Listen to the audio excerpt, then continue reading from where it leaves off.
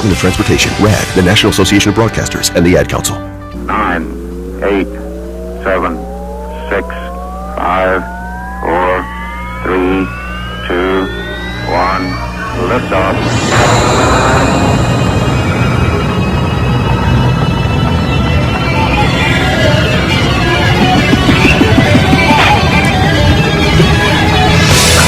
And sometimes the littlest things can make you laugh your tail off. I know this from personal experience. Greetings, good evening, how you doing? Welcome to Beyond Ringside. Fast Eddie Lane behind the control panel, live in the Full Range Entertainment Studios. I'd like to welcome in tag team partner Mark Mabo Bowman. Yeah, you know, maybe somebody will get your name right this week.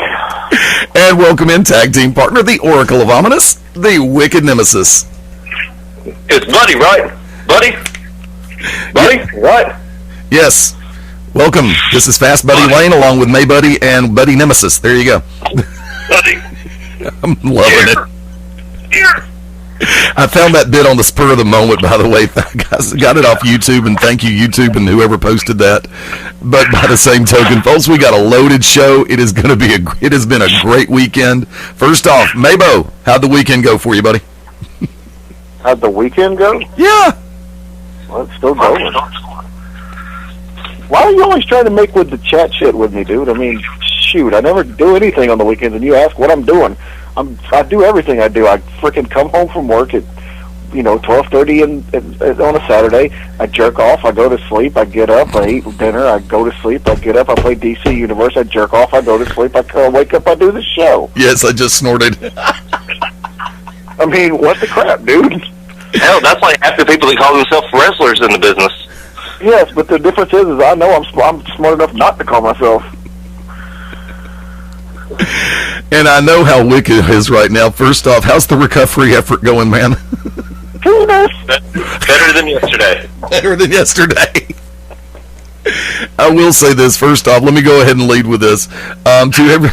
Wicked Nemesis and I were side by side working alongside of Ted Guinness doing commentary last night for Global Championship Wrestling at the 4th Annual Southern Legends Fan Fest. Wicked finally got a chance to see how back and forth and crazy I get during a Pell City show, especially the one the caliber of the Southern Legends Fan Fest. You missed it during Fall Brawl, dude. But now, I will say this, first opportunity for me to actually work side by side with Wicked doing television, and I will say this, man, I tip my hat. Hell of a job. It was great working with you on the show last night. Well, thank you, sir. It was a great time shared with all. Some great action going on, and that's the best thing about it is, I started off in this business doing commentary, and sometimes it's hard to do commentary for some matches when you just want to rake your eyes out. There was only one time that I wanted to rake my eyes out. That's when Octavia came out. Not a big fan of Octavia, are you? I'm not a big fan of somebody that regresses. I mean, let's call it what it is. And then to be in.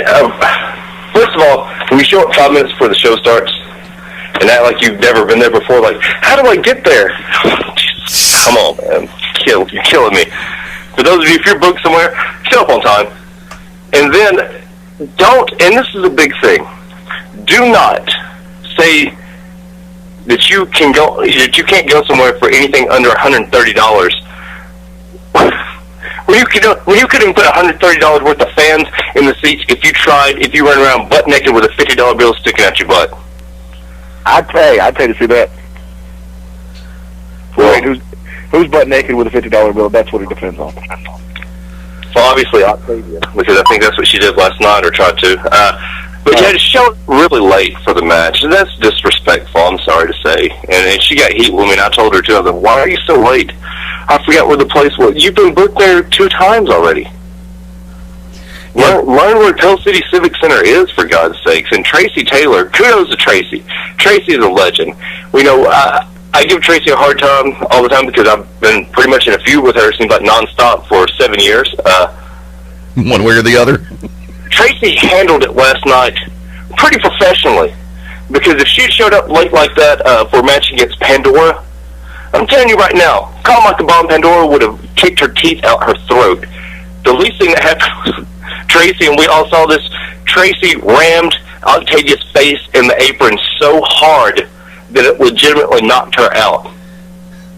And, you can tell when somebody's knocked out because, no, she was out. And Tracy just threw her in the ring and took the count out and gave her the win. Because that's probably the only way she would ever get a win against Tracy Taylor. Well, I will say this, and I'm not defending anybody by any stretch of the imagination, but I've dealt with situations where people have ridden with other people, and unless you've driven to the place personally, the Pell City Civic Center, not that hard to get to, but a little bit off the, kind of about 5 football fields off the beaten path. And don't make an excuse. No. Whoa. First of all, I guarantee you, she asked to be on that show. Okay. She asked to work for GCW. I guarantee you, Mad Dog didn't go out of his way to look for Octavia. I swear to God, I can vouch for that. But okay, the point that's not what you do. You can't show up and for that big of a show, and to show up late. Absolutely, I don't give a crap. There's no excuse. There's absolutely no excuse. If I got my nuts cut off like I did yesterday, and I still showed up 2.5 hours before the show, absolutely 100% no excuse. But especially for a situation like that. I'm sorry. See, I have to say this in my own defense because this has happened to me before. When you ride with somebody else, you don't always take notes of the landmarks. This is me from a long time ago. Now, once again, I'm a little bit older, a little bit wiser, and I make notes of landmarks of where I'm turning. I don't always just look for street signs. I look for, okay, do I turn left at First Commercial Bank? Yes, I do. But that's, like I said, that's just me. So I don't know if she's ever driven it. And this case point scenario, the first time I went up to the GCW's Jasper show at A&E, I rode with somebody else. So I didn't pay that much attention. The second time, I drove it, and I had to send somebody, what exit do I get off again? Exit 57. Well, okay, I'm good. Well, anyways, that's not what happened last night. One big thing, and I'm glad it finally happened.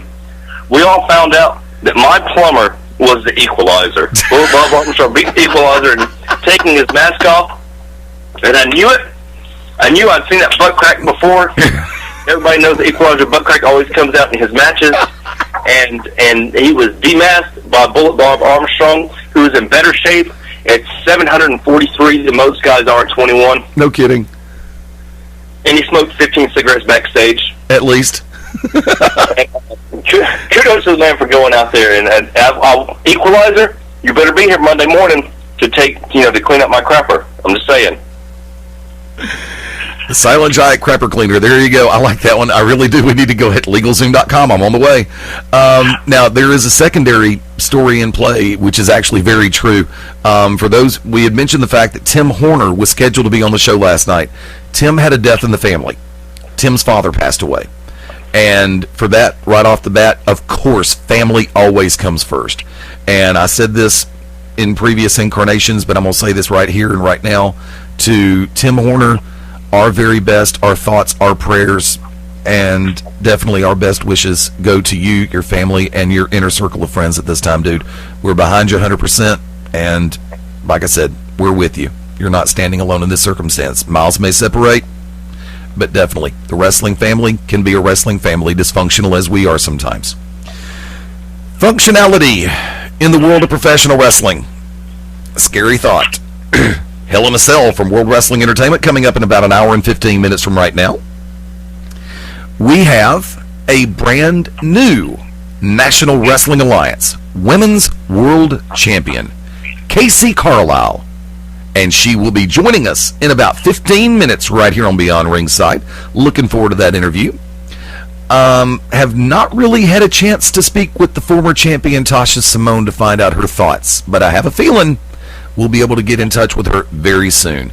And Wick, I know that you've got on Wednesday night the To Be Determined show, of which Tasha is one of the regulars, so I'm assuming that you're going to get a chance firsthand to have a conversation with Tasha to find out her thoughts. Oh, she's not happy. We talked to her this past Wednesday. She is rather ticked off, I guess would be a good word. Closest thing I could say. Huh? And speaking of champions, Uh-oh. we are in a world without, apparently, a National Wrestling Alliance World Champion. Mabo sent me the video, or the link to the video that was posted. First off, Mabo, thank you. I appreciate it. And the final edition of 7 Levels of Hate took place last night over in Australia, or their version of last night. And from that vantage point, when the match concluded, Mabo, if you would, come on in, I'll let you tell it. No, you go ahead. I would actually rather you do it. Eddie, don't make me hang up the phone. Tell the damn story. Okay. Well, the Reader's Digest condensed cut. When Pierce was on the show with us originally a few weeks ago, Adam had made the comment that it was going to be a title defense of the NWA World Heavyweight Championship in the 7th Level of Hate, which would be a steel cage match. And from that vantage point, the front office of the National Wrestling Alliance and the board of directors had a, I guess, change of heart to where they didn't want it. They basically rescinded the factor of the World Championship match. So it was non-title, but it was still a steel cage match, 7th Level of Hate, Adam Pearce, Colt Cabana. And from that point, Cabana won. Pierce attempted to hand Cabana the belt, saying, "You are the rightful champion." Cabana refused to accept it, and flat went off on the NWA. Circa Shane Douglas, East Coast Championship Wrestling. I don't know if you can put it in the same classification of Shane Douglas's rant. And Cabana refused the title. Pierce refused the title as well. Adam Pearce made the comment that he is stepping down as the National Wrestling Alliance World Heavyweight Champion. So, within a few hours after that, and this comment has been made in public, and I'm assuming that the belt is in transit back to the main office in Texas. The National Wrestling Alliance is about to start a search, I'm going to assume, for a brand new World Heavyweight Champion. This, I have said on more than one occasion, is a crazy time to be in the National Wrestling Alliance. And gentlemen, I'm asking for input all the way across the board, because there are a number of great contenders and a number of great NWA promotions all across the country and around the world. New promotions are signing on with the NWA every day, almost. As well as some of the mainstay promotions, like Top Rope out of Lebanon, Tennessee, Top of Texas, Houston, are staying with and have renewed their agreements with the NWA board. In the world, and I don't like to use the word independent wrestling, because hell, the WWE is the largest independent wrestling promotion in the world. Impact number 2, ROH number 3. However, the National Wrestling Alliance is a brand and a governing body for its inner promotions, similar to the AIWF, which is another group that we're going to start covering in depth here on Beyond Ringside in upcoming days. Phone calls have been made. But what does this do? What state does this put us in when the most prevalent and recognizable champion outside of WWE and Impact walks away from the championship? Mark Bowman, your thoughts?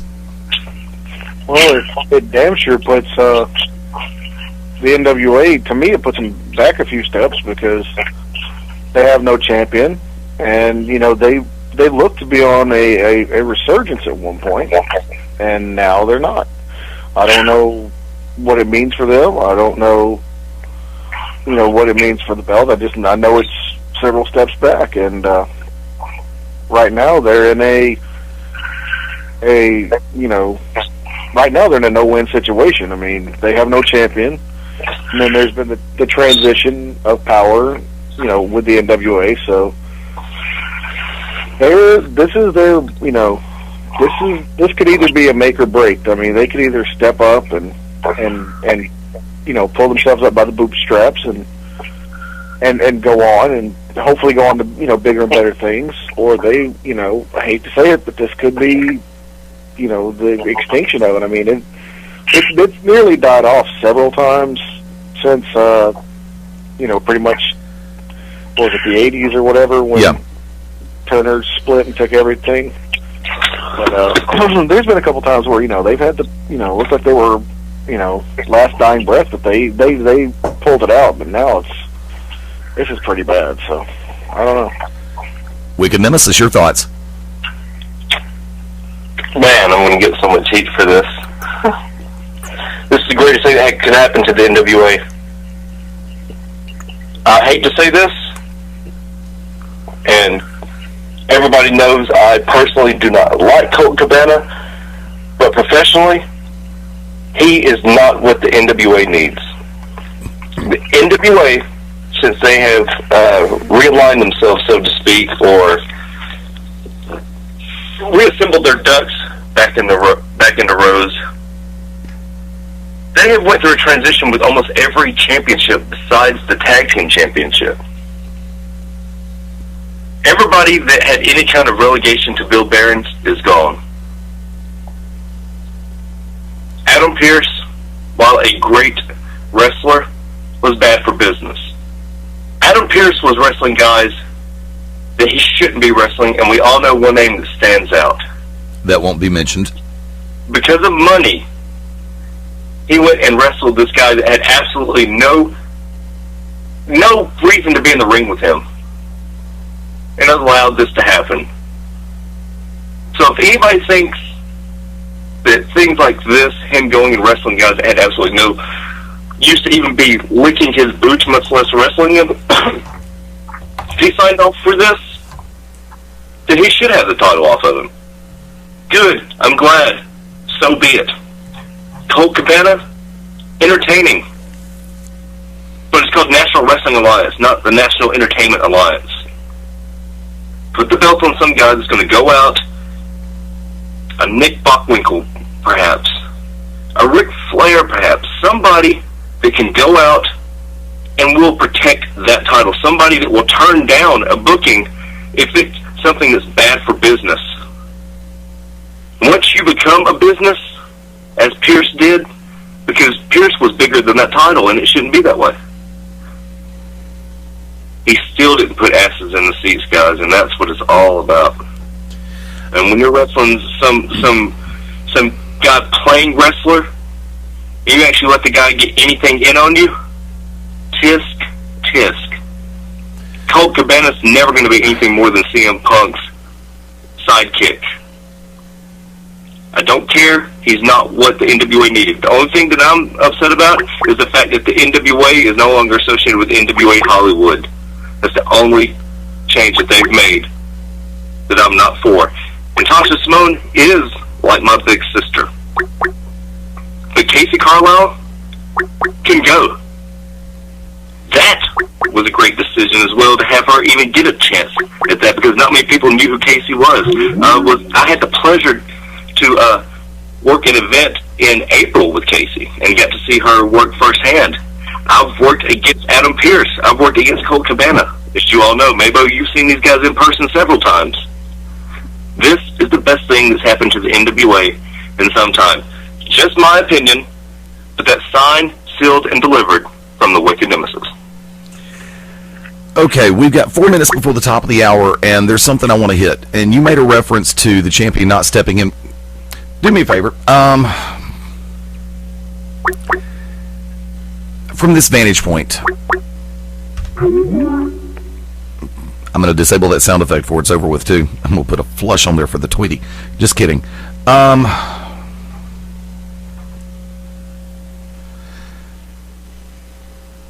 No, do me a favor. Let me go ahead and switch over here. Let's go to the top of the hour break. And I want to continue this discussion at 7 o'clock. Like I said, we've got Casey Carile coming on in just a few minutes. The new NWA Women's World Champion. But there are some things that I really want to hit. You said something that kind of struck a nerve, and I have to stand in, and I'm not defending the NWA, nor am I defending the champion or the championship, but I'm going to defend the principle. Matter of fact, I got 3 minutes. Let me run with this. I made up my mind. Indecisive one made his mind up. Go figure. When you are in a position that Adam Pearce is in, or any standing champion, whether it was Ric Flair, Harley Race, didn't matter. Jack Briscoe, Tommy Rich. When you are a standing champion in an organization, and you are booked to come in and defend the championship, the rule of thumb for champions is to defend against all comers. Granted, there are some circumstances where a promotion will put somebody up as their number one contender, and everybody is left sitting back going, what in the hell are they thinking? And sometimes it is for smarter people than me to make that decision, although I will form an opinion. I don't think, if you say Pierce is bigger than the championship, what does that make Ric Flair or Harley Race? Because to me, they transcended 10 pounds. They made the title. Yes, that's true. But you can't compare Adam Pearce with Race and with those guys. You can't. You can compare the champion itself, but not individually on their merits. I'm just saying. And for what it's worth, yes, as you said, it is common practice for the champion to take on all comers, but not when it disrespects the belt. Plain and simple. Yeah, and in my opinion, putting a standing world champion up against somebody who wouldn't even qualify as a vanilla midget, that does two things. Number one, that disgraces the premise of the championship belt. Number two, that disgraces the premise of your damn promotion.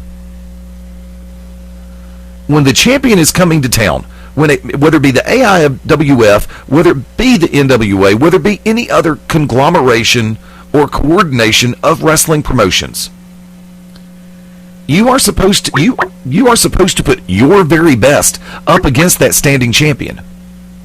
And if you don't, then honestly, that does your promotion nothing more than the biggest disservice that this industry has ever seen. And let me hit this. Folks, we're going to go to the top of the hour break, and we'll be back on Beyond Ringside in just a minute. Me in the future, I save a little money from every paycheck for Dave 2037 so he can buy anti-gravity boots or a hologram Doberman. What are you getting Steve 2037? Steve 2037 will be just fine. Well, okay, but don't expect to borrow my anti-gravity boots. Save something for the future. Put away a few bucks, feel like $1 million.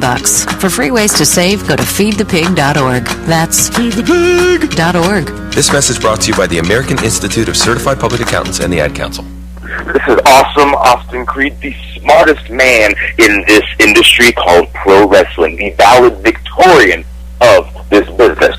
You are locked in to Beyond Ringside. While cutting molding with a 12-inch dual compound miter saw, while holding a newborn baby in your arms, when face-to-face with a congregation of alligators, with the ball in your hands and the entire freaking season on the line. There are a million places you'd never consider texting, so why would you do it while driving? NASCAR driver Casey Carile here, asking you to please stop the text, and together we can stop the wrecks. Brought to you by the Ad Council and the National Highway Traffic Safety Administration. Get the message at stoptextstopwrecks.org. This is Gabe Sapolsky from Dragon Gate USA and Evolve Pro Wrestling, and you're locked into Beyond Ringside. Hey, what's up? Holla at ya, boy. XOXOXO. You getting these texts? Question mark. Where are you? What are you doing? OMG, you are making me mad. You better text me back. I'm waiting outside your house. Relentless, aggressive texting is like sending an angry robot to deliver your message. When does the robot become dangerous? Let us know at that'snotcool.com. That'snotcool.com. Brought to you by the Ad Council. This is Jim Cornette. You are locked into the show of all time, Beyond Ringside. Remember when your neighbor found us naked in the car, and the time some outdoor action got us kicked out of the park, getting frisky in the dark. I gave your eye a poke. Think the dog is in the bed too. I smell smoke. You and me, we never give up. You and me. ever give up. Getting hot and heavy with the whipped cream that we bought, and dressing in the kitchen, then getting caught. So many things can go wrong, but we still can get it right. You and me are not gonna give up tonight. You didn't give up on sex. Don't give up on birth control either. There are more methods than you think. Visit bedsider.org to compare all the choices and put the bogus myths to bed at bedsider.org. Boy, we got options tonight. Brought to you by Bedsider and the Ad Council. Bedsider.org.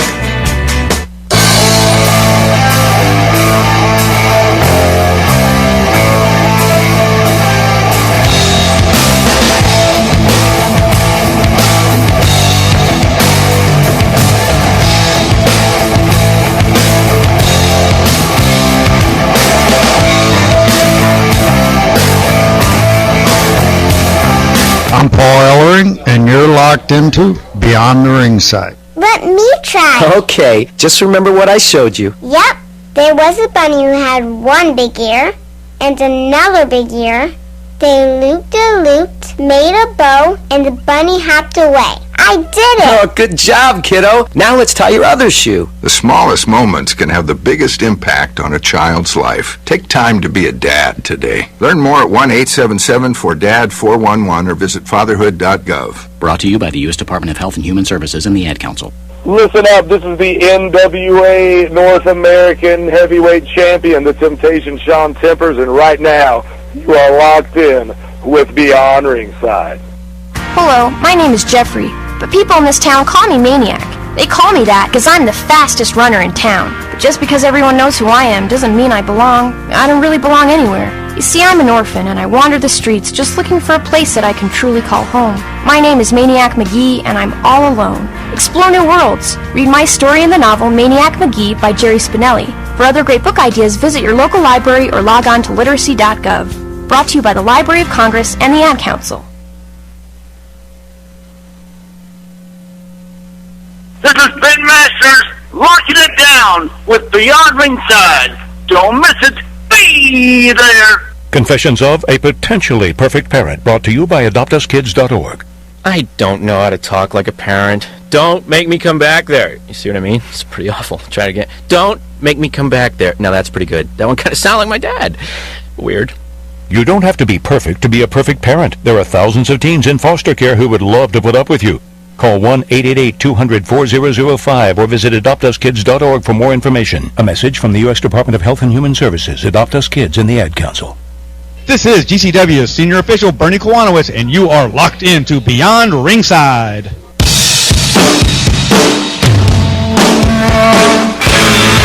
Hi, this is Joe Perry and Steven Tyler of Aerosmith for Red. You know, it's okay to rock and roll and party down. Just don't get in that 2,000-pound bullet when you're done and cocked. And please don't drink and drive. Someone that jaded you. A reminder that friends don't let friends drive drunk. A public service message brought to you by the Ad Council, U.S. Department of Transportation, National Association of Broadcasters, and RAD.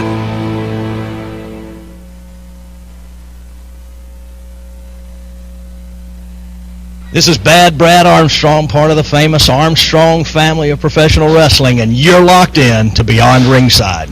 You must be your fairy godmother. Yes.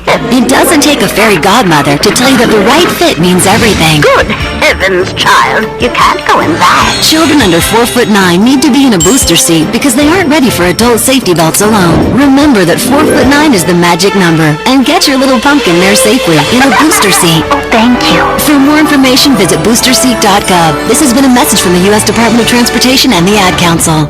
This is Dale the Demon Torborg, and you're locked in to Beyond Ringside. Charlie! Hey, did you see that play last night? Unbelievable. Yeah, and they still lost. Sure. You know, when I was playing, what we tried to... You played in the street. I played in the service. Oh. Anyway, what I'm trying to say is the kid, he should have... Yeah, Hey, you okay? Someone call 911! 2 out of 3 people with diabetes die of a heart attack or stroke. But you can lower the risk. Ask your healthcare provider how. For more info, go to diabetesactnow.org. Brought to you by the American Diabetes Association and the Ad Council. This is Dale the Demon Torborg, and you're locked in to Beyond Ringside. Hey parents, introducing the Communicizer. Go from boring old man speak, I'm here if you want to talk, to 100% off the chain. Text me whenever, yo. I love you, Dad. Communicizer is not available in stores because it doesn't exist. But that's okay. You don't have to be perfect to be a perfect parent. Because kids in foster care don't need perfection. They need you. For more information on how you can adopt, go to adoptuskids.org. Brought to you by the U.S. Department of Health and Human Services, Adopt Us Kids, and the Ad Council. Hi, this is Emily Richards for RAD, recording artists, actors, and athletes against drunk driving. One person's negligence shattered my life in a single instant. You see, my little sister Annie was killed by a drunk driver. Please, remember those you love. Friends don't let friends drive drunk.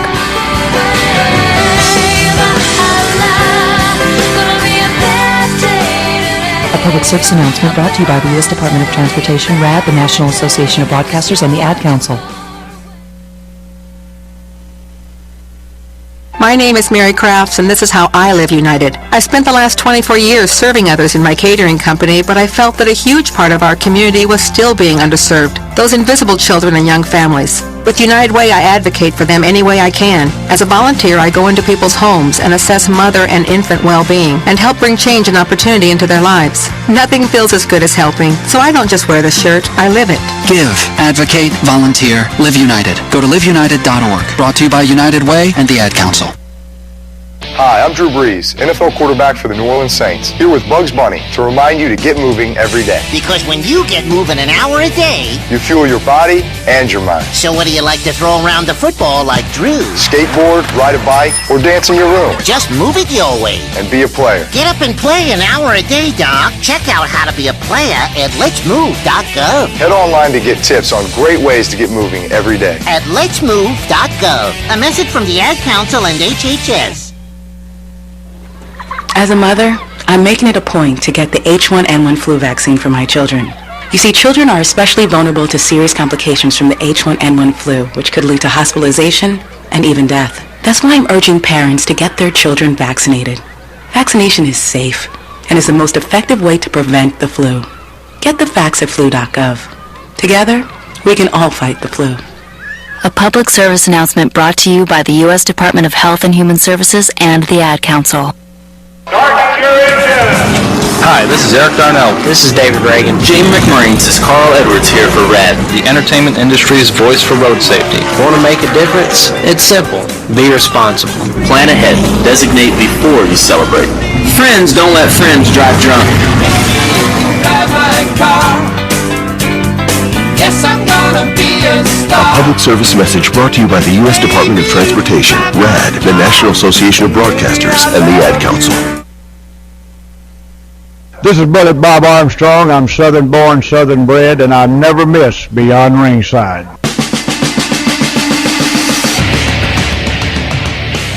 Welcome to the original rock and wrestling radio show. Welcome to Beyond Ringside, your source for wrestling, MMA, and boxing in the Southeast. To contact the Ringside Roundtable of Beyond Ringside, email them at beyondringside@gmail.com. And now, your host for Beyond Ringside, the man, no myth, all legend, Fast Eddie Lane. And the phrase that pays is the music plays, the microphones go hot, and we are live on a Sunday night. Welcome to your home for wrestling, mixed martial arts, sports talk, and a whole lot more. But don't call us sports radio. I'll have to kill you. This is Beyond Ringside. Thank you, Mike Macaroni, the cheesiest announcer in the business, for the intro. Always a pleasure. Like to welcome in tag team partners, Mark Mabo Bowman. I just got one question before we go on. Wicked Nemesis, what day precedes Thursday? Friday. It's Friday.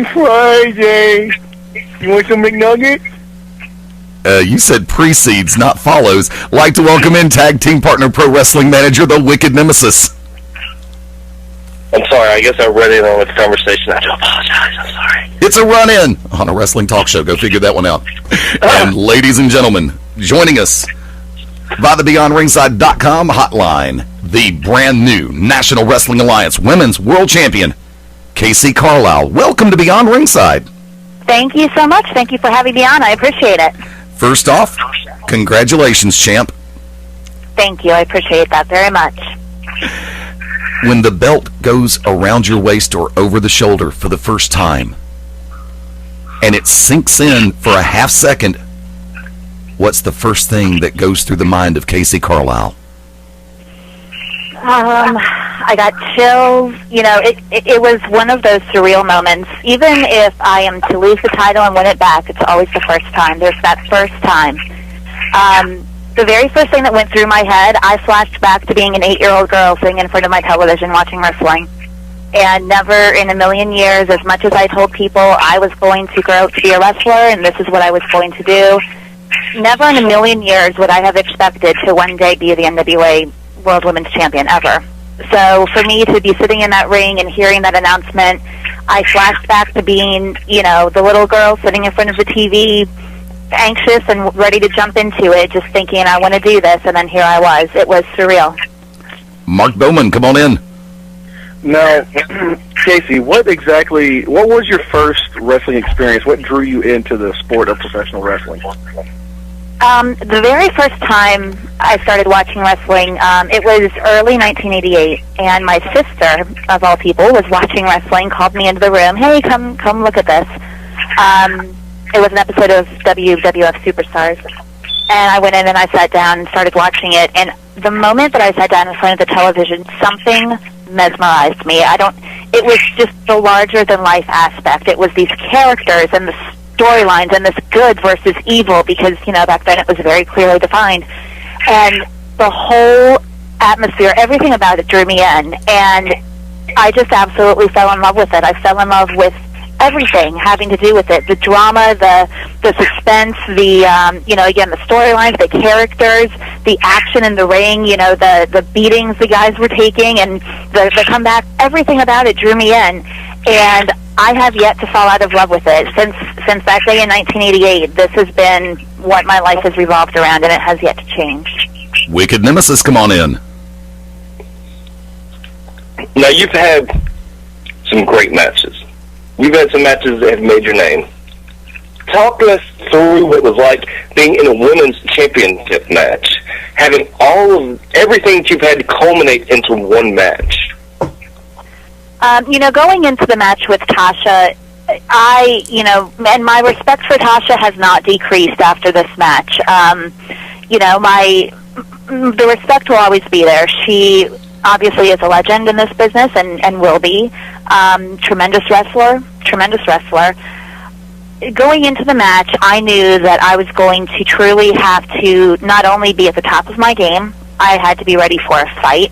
I had to be ready for one of the hardest fought matches of my career, but I had to be ready for anything. I know that Tasha is a very crafty veteran, and I knew that she was going to have tricks up her sleeve, and she was not going to hesitate to pull them out. So, going into the match, I had a game plan of my own, and, you know, during the match, it was a very hard-fought back-and-forth match, and Tasha definitely did take me to my limits. It was, you know, being in that ring and knowing every pinfall attempt, knowing that every strike, knowing that every hold that she got me in could have been the make or break point for that match. I just kept in mind the entire time, this is it. This is the match. Push yourself. You know, she was pushing me anyway, and it was just one of those things where I just had to hold on and come out the victor, and luckily I did. You are listening to Sunday Night Beyond Ringside Live, 15 minutes after the top of the hour. Fast Eddie Lane, Mark Mabo Bowman, Wicked Nemesis, being joined by the new NWA Women's World Champion, Casey Carile. Thank you to everybody who is listening through BeyondRingside.com this evening, as well as the entire Beyond Ringside Radio Network. Like to remind everybody, chat room is open. Listen closely. Letter U, stream.tv/channel/beyond-ringside-live. I can only say that once a week. Other than that, I'm in big trouble. Now, you make the reference to making a game plan, Casey, when it comes to wrestling someone with the stature and the status of Tasha Simone. It's publicly known that she is the queen of the pile driver. She will find a way to set you up for that any time she gets the opportunity, when the window is there. Is this one of the things that you keep in the front of your brain, or do you constantly keep your eyes open from a varied attack in different areas? Both. Both, the pile driver, and she tried catching me with that pile driver a few times during the match, and luckily, I again had that game plan, and I knew that of her. Like you said, she is the queen of the pile driver. That is her signature. That's what she's known for. I knew going into the match that she had not only probably the mindset to put it on me at any moment, but the capability to grab me in that pile driver at any given moment and nail me with it. And she did go for it a few times during the match, and luckily I had my wits about me enough that I was able to counter it. But as it turned out, guys, she ended up hitting me with it anyway after the match. Threw a little bit of a temper tantrum there, and ended up grabbing me while I had my back turned to her, and she ended up nailing me with it anyway.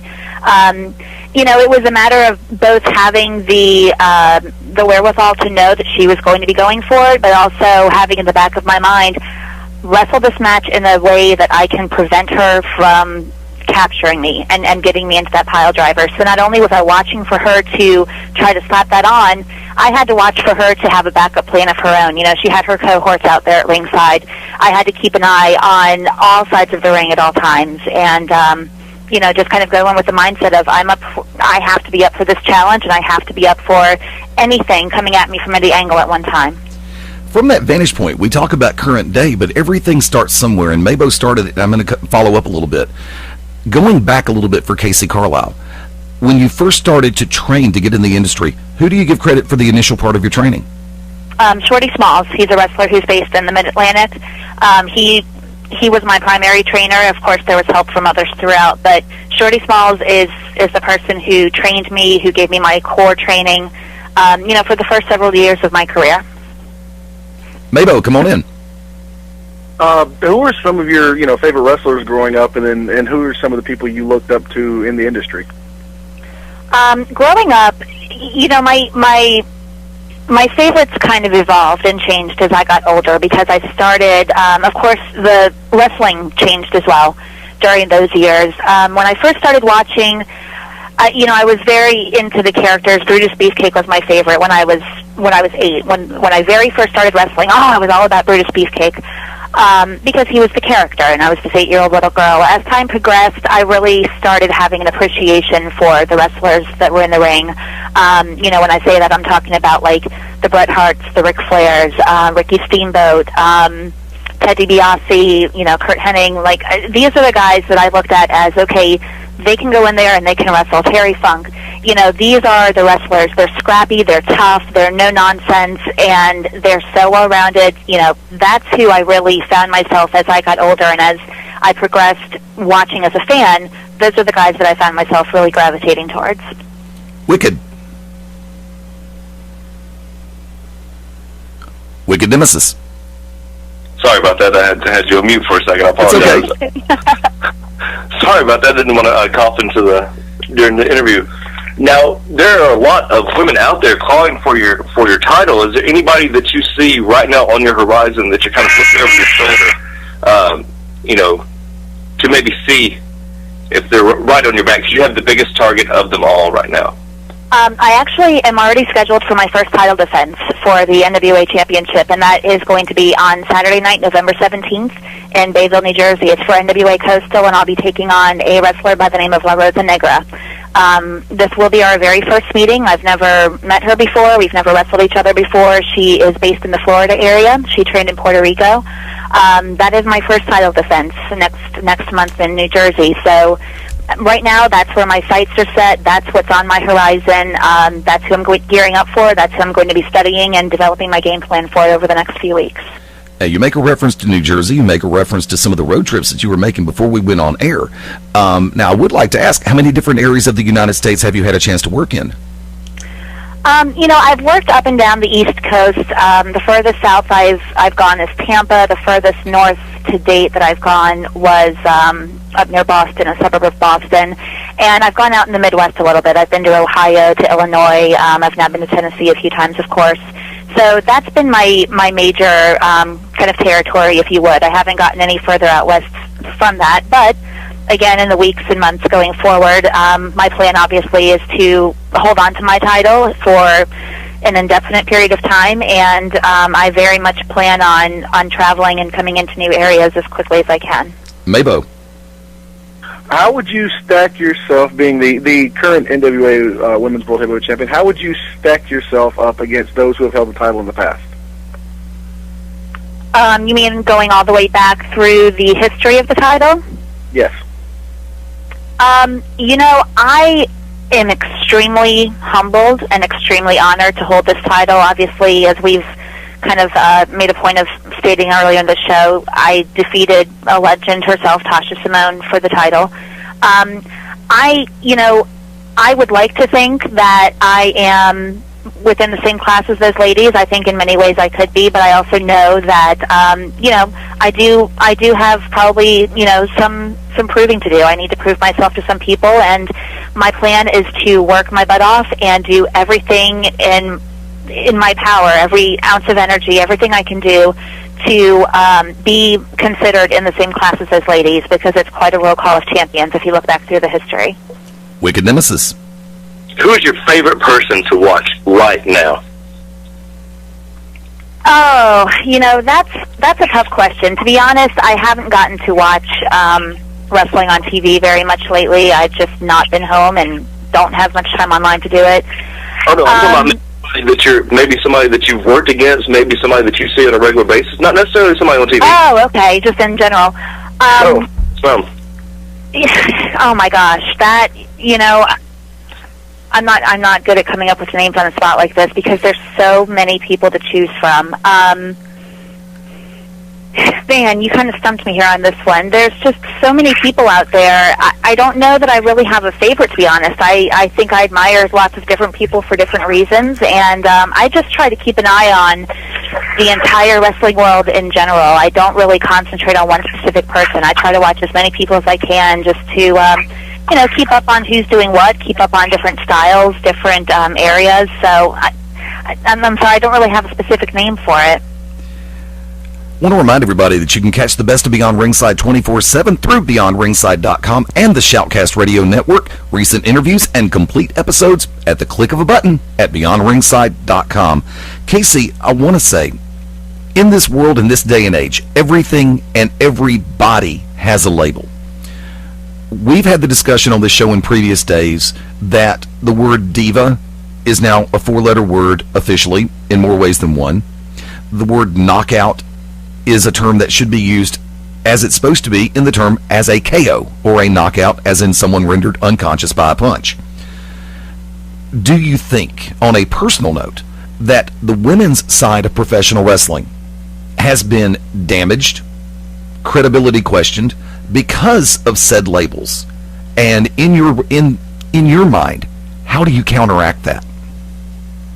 I think that in some ways and in some aspects it's given a negative connotation, or maybe taken the focus away from wrestling. The term diva, even when, that term's been around forever. It's not a term that originated in professional wrestling, obviously. I think they called Elton John that.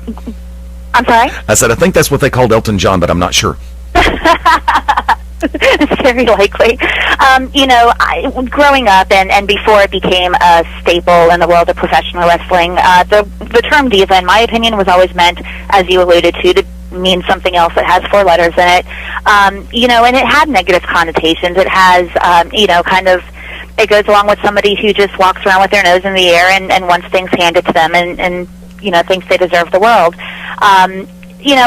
I think in some ways those terms, they do bring a negative connotation to the world of women's professional wrestling because, it is so easy to label women in the business in many different ways. The same could be said for men in some ways, but it's very easy to get clumped up with a group of people who maybe are truly divas in the business. Maybe they are people who got into the business through their boyfriend who, he's a wrestler and I want to dress up and be on the outside with him because it's cool, and, they never paid their dues, they never went through training. In some ways, I think that there is that negative aspect.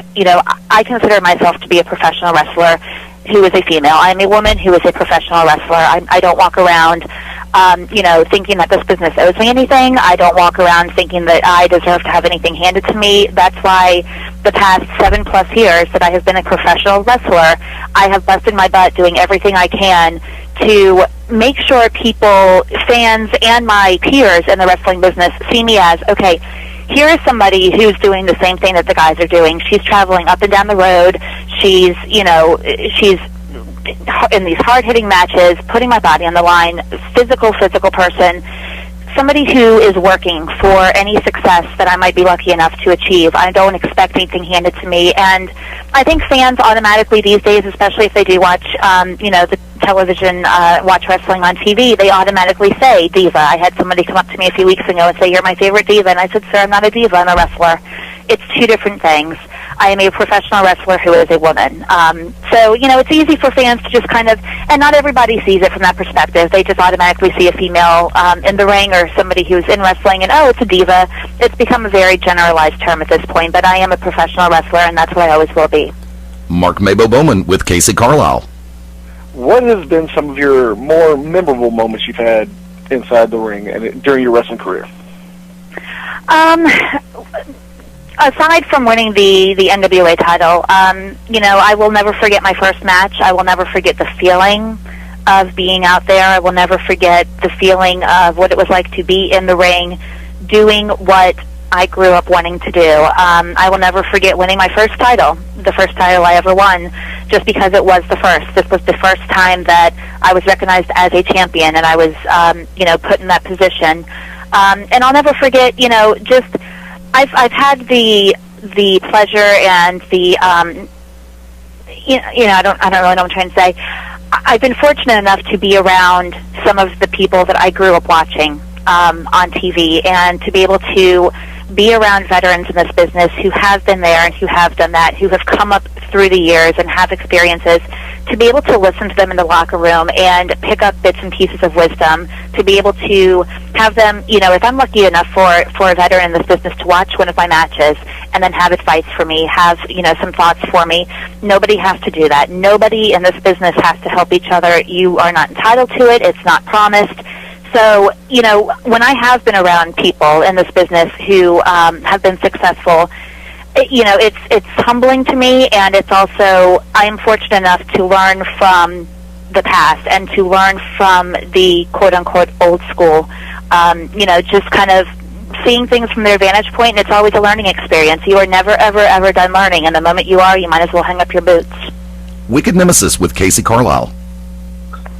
Now, Ms. Carile, you're doing kind of a blitzkrieg of media. You're doing this show tonight, obviously, November 7th. You're doing the To Be Determined show. I know the Alliance blog is trying to get you on. The NWA is constantly putting you out there.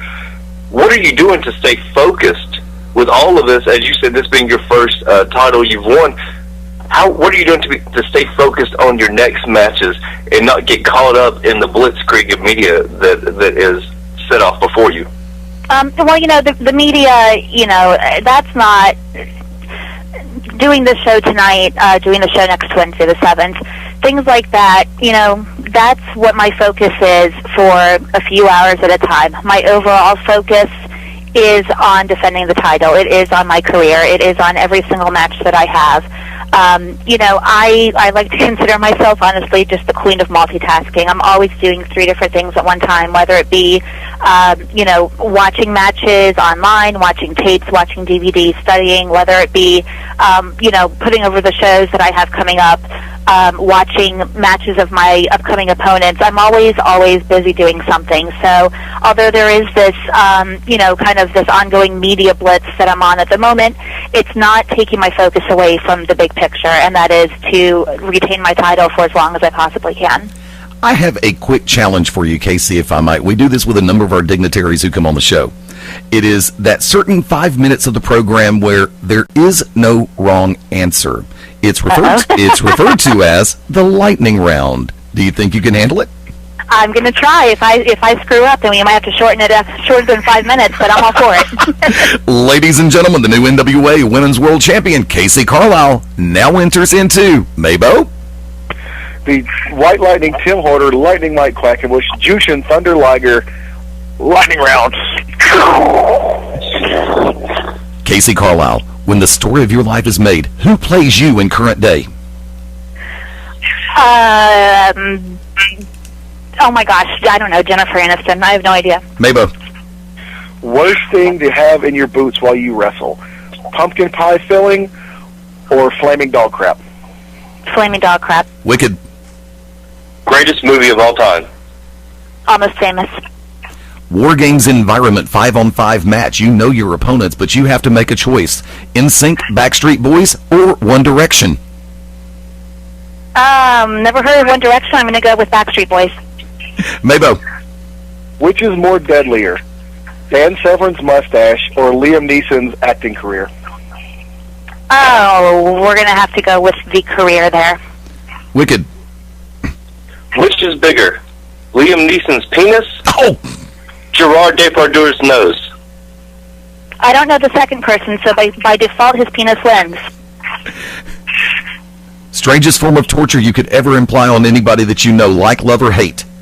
A Tasha Simone piledriver, or being pecked at by the seagulls from Finding Nemo? Oh, the pile driver will beat those seagulls any day. Mabo. Mine? Well, mine. Which would you rather dress up for as Halloween?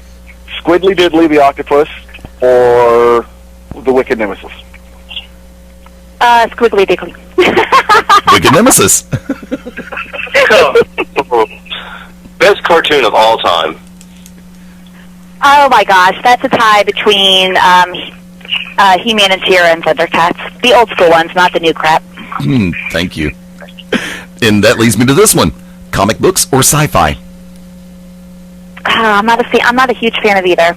If I had to choose one, I would say comic books. Mabo.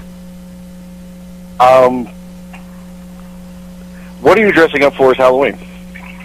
I've already dressed up for Halloween. The pictures are on my website. Cheap plug. I was a naughty schoolgirl. I saw those. Hold on, wait, what's the website? Hold on. You need to. It's on our Facebook page. Vamp. It's on our Facebook page. We're gonna have to vamp. There you go. We've lost Mabo. Yes, naughty school.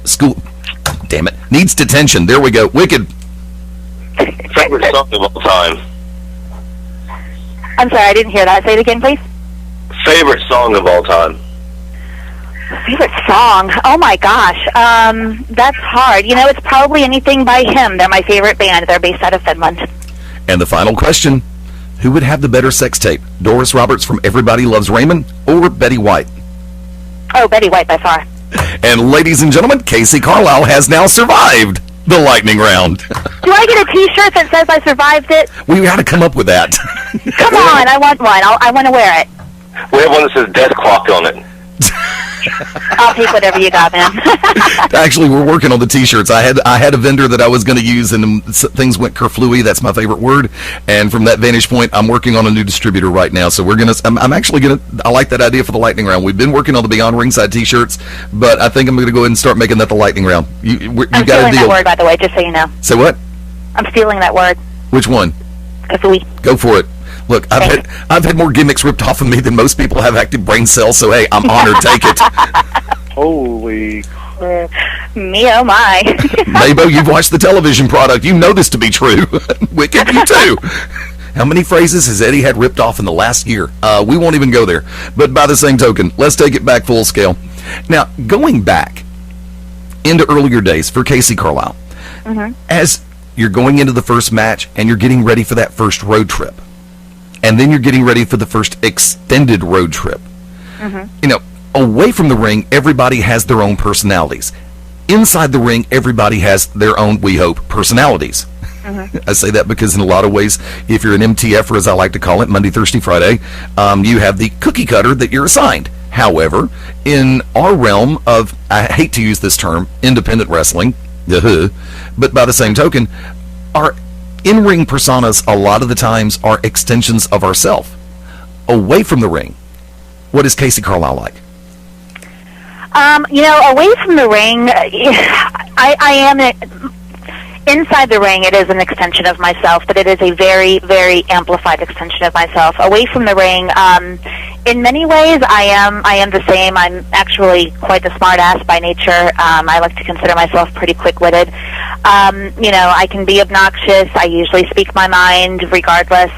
But I also, you know, I'm very in many ways, I'm kind of a loner. I don't have a huge number of people around me at all times. I spend a lot of time with my family. And really, other than that, like truly, when I say my life revolves around wrestling, it is true. I really don't do a lot of activities or anything outside of wrestling. I that's just kind of what I do. I do, unfortunately, have a full-time job that, I have to maintain to pay bills and so forth. But outside of that, I am what I am. I'm very family-oriented. I'm very much involved with my family. But other than that, I'm a girl who likes to just kind of be, I kind of like to be me. I'm a wise ass, I'm a smart ass, and I'm sarcastic and like to joke with people. And, that's kind of Casey when you turn me all the way up.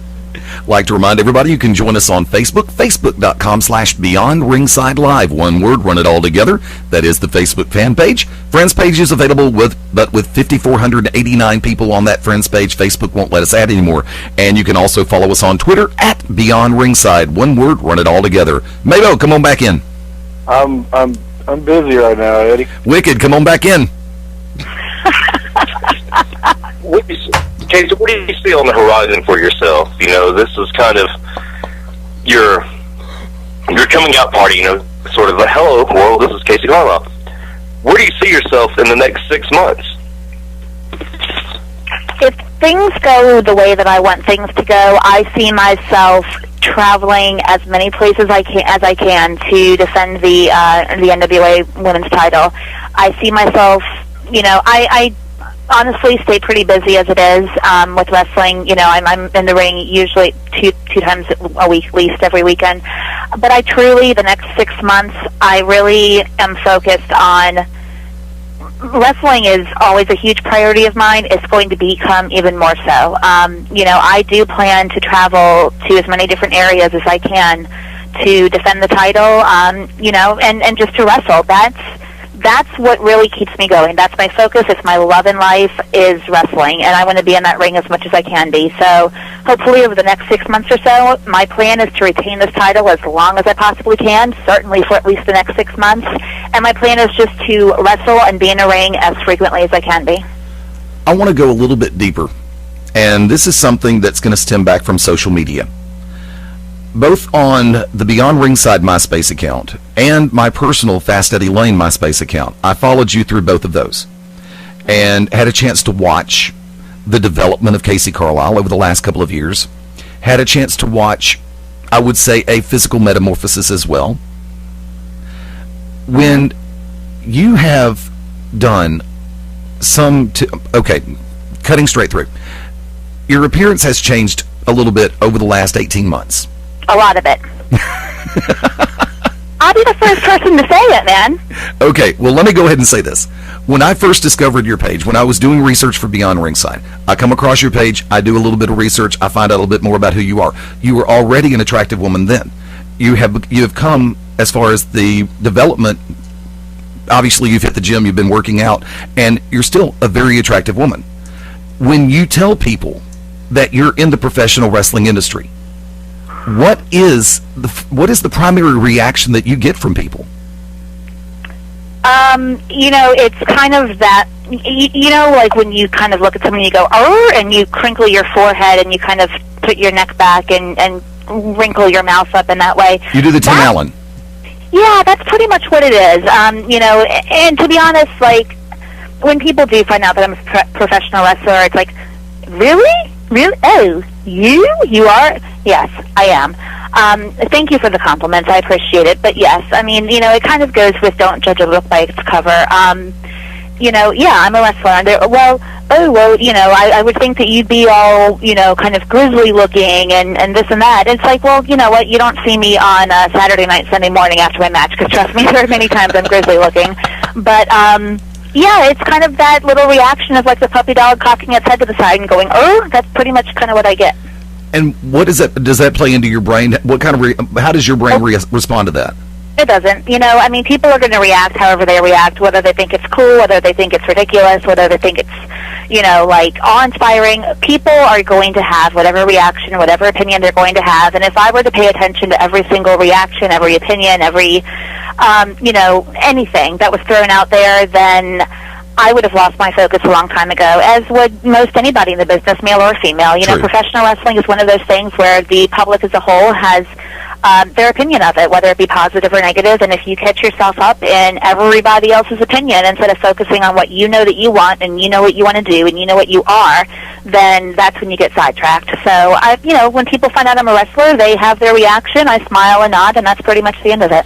And the follow-up to that one is, the logical follow-up is, when you meet people outside of the wrestling business and you let them know that you are a professional wrestler, when they come to the shows and watch you in ring, how do you feel you've swayed their opinion? To be honest with you, I like to, well, it's a two-part answer. I like to think that I have given them a reason to, believe in what professional wrestling is. It's professional wrestling. It's not ballet. It's hard-hitting. It's rough. You get roughed up. Your body takes the abuse. I like to believe that I have instilled that in them and demonstrated that to them.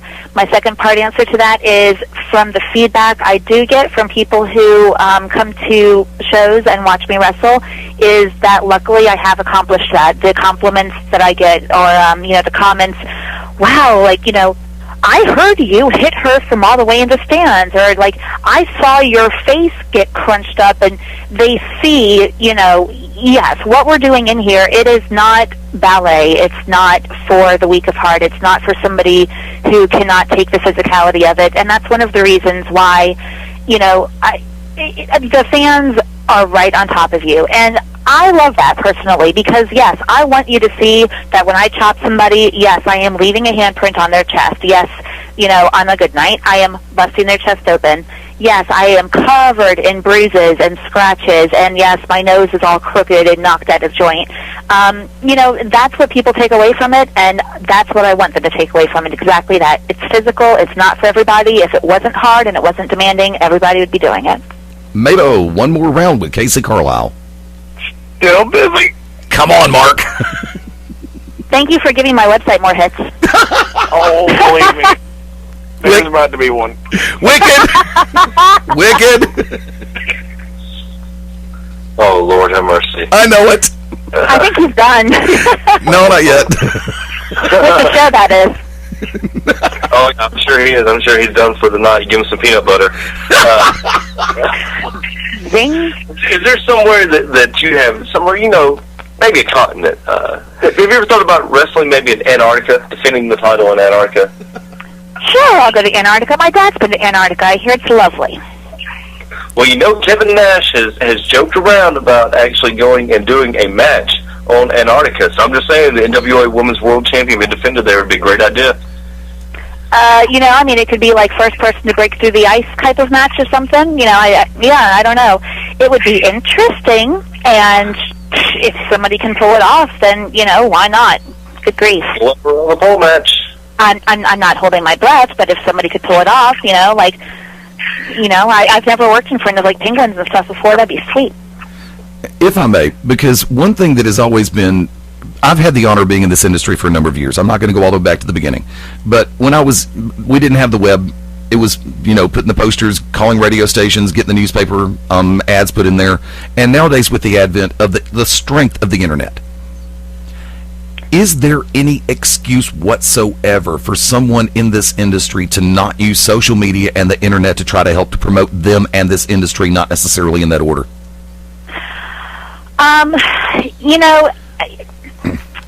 No, but here's my thought on that. No, there is no excuse. Social media is such an amazing tool for both promoters and wrestlers to get their name out. As you said, back in the day, it was trading tapes through the mail. It was having to make phone calls and, calling promoters, calling wrestlers for bookings and things like that. The world has evolved and changed so much that I don't think people just now coming into business realize, unless they've done their homework and respect the business enough to do so, what they missed out on and what it used to be like. But that being said, I will also say this. It drives me up the wall to no end when promoters rely solely on social networking and social media to promote their show. I know it's costly. I understand it costs and it takes money to print up posters and to do this and that. But you also, in my opinion, cannot rely solely on the internet to promote your show. There is still something to be said for having a poster in the gas station down the street from the venue and having a radio spot on the local radio show. If you can get wrestlers in the studio, all the better. Yes, I think the internet is wonderful in that respect, but I don't think that it is a replacement for the physical, advertising and promoting that needs to be done for the shows that are coming up. Part 2 of the Final Four. Tasha Simone, a very good friend of ours here on Beyond Ringside, has made a number of appearances.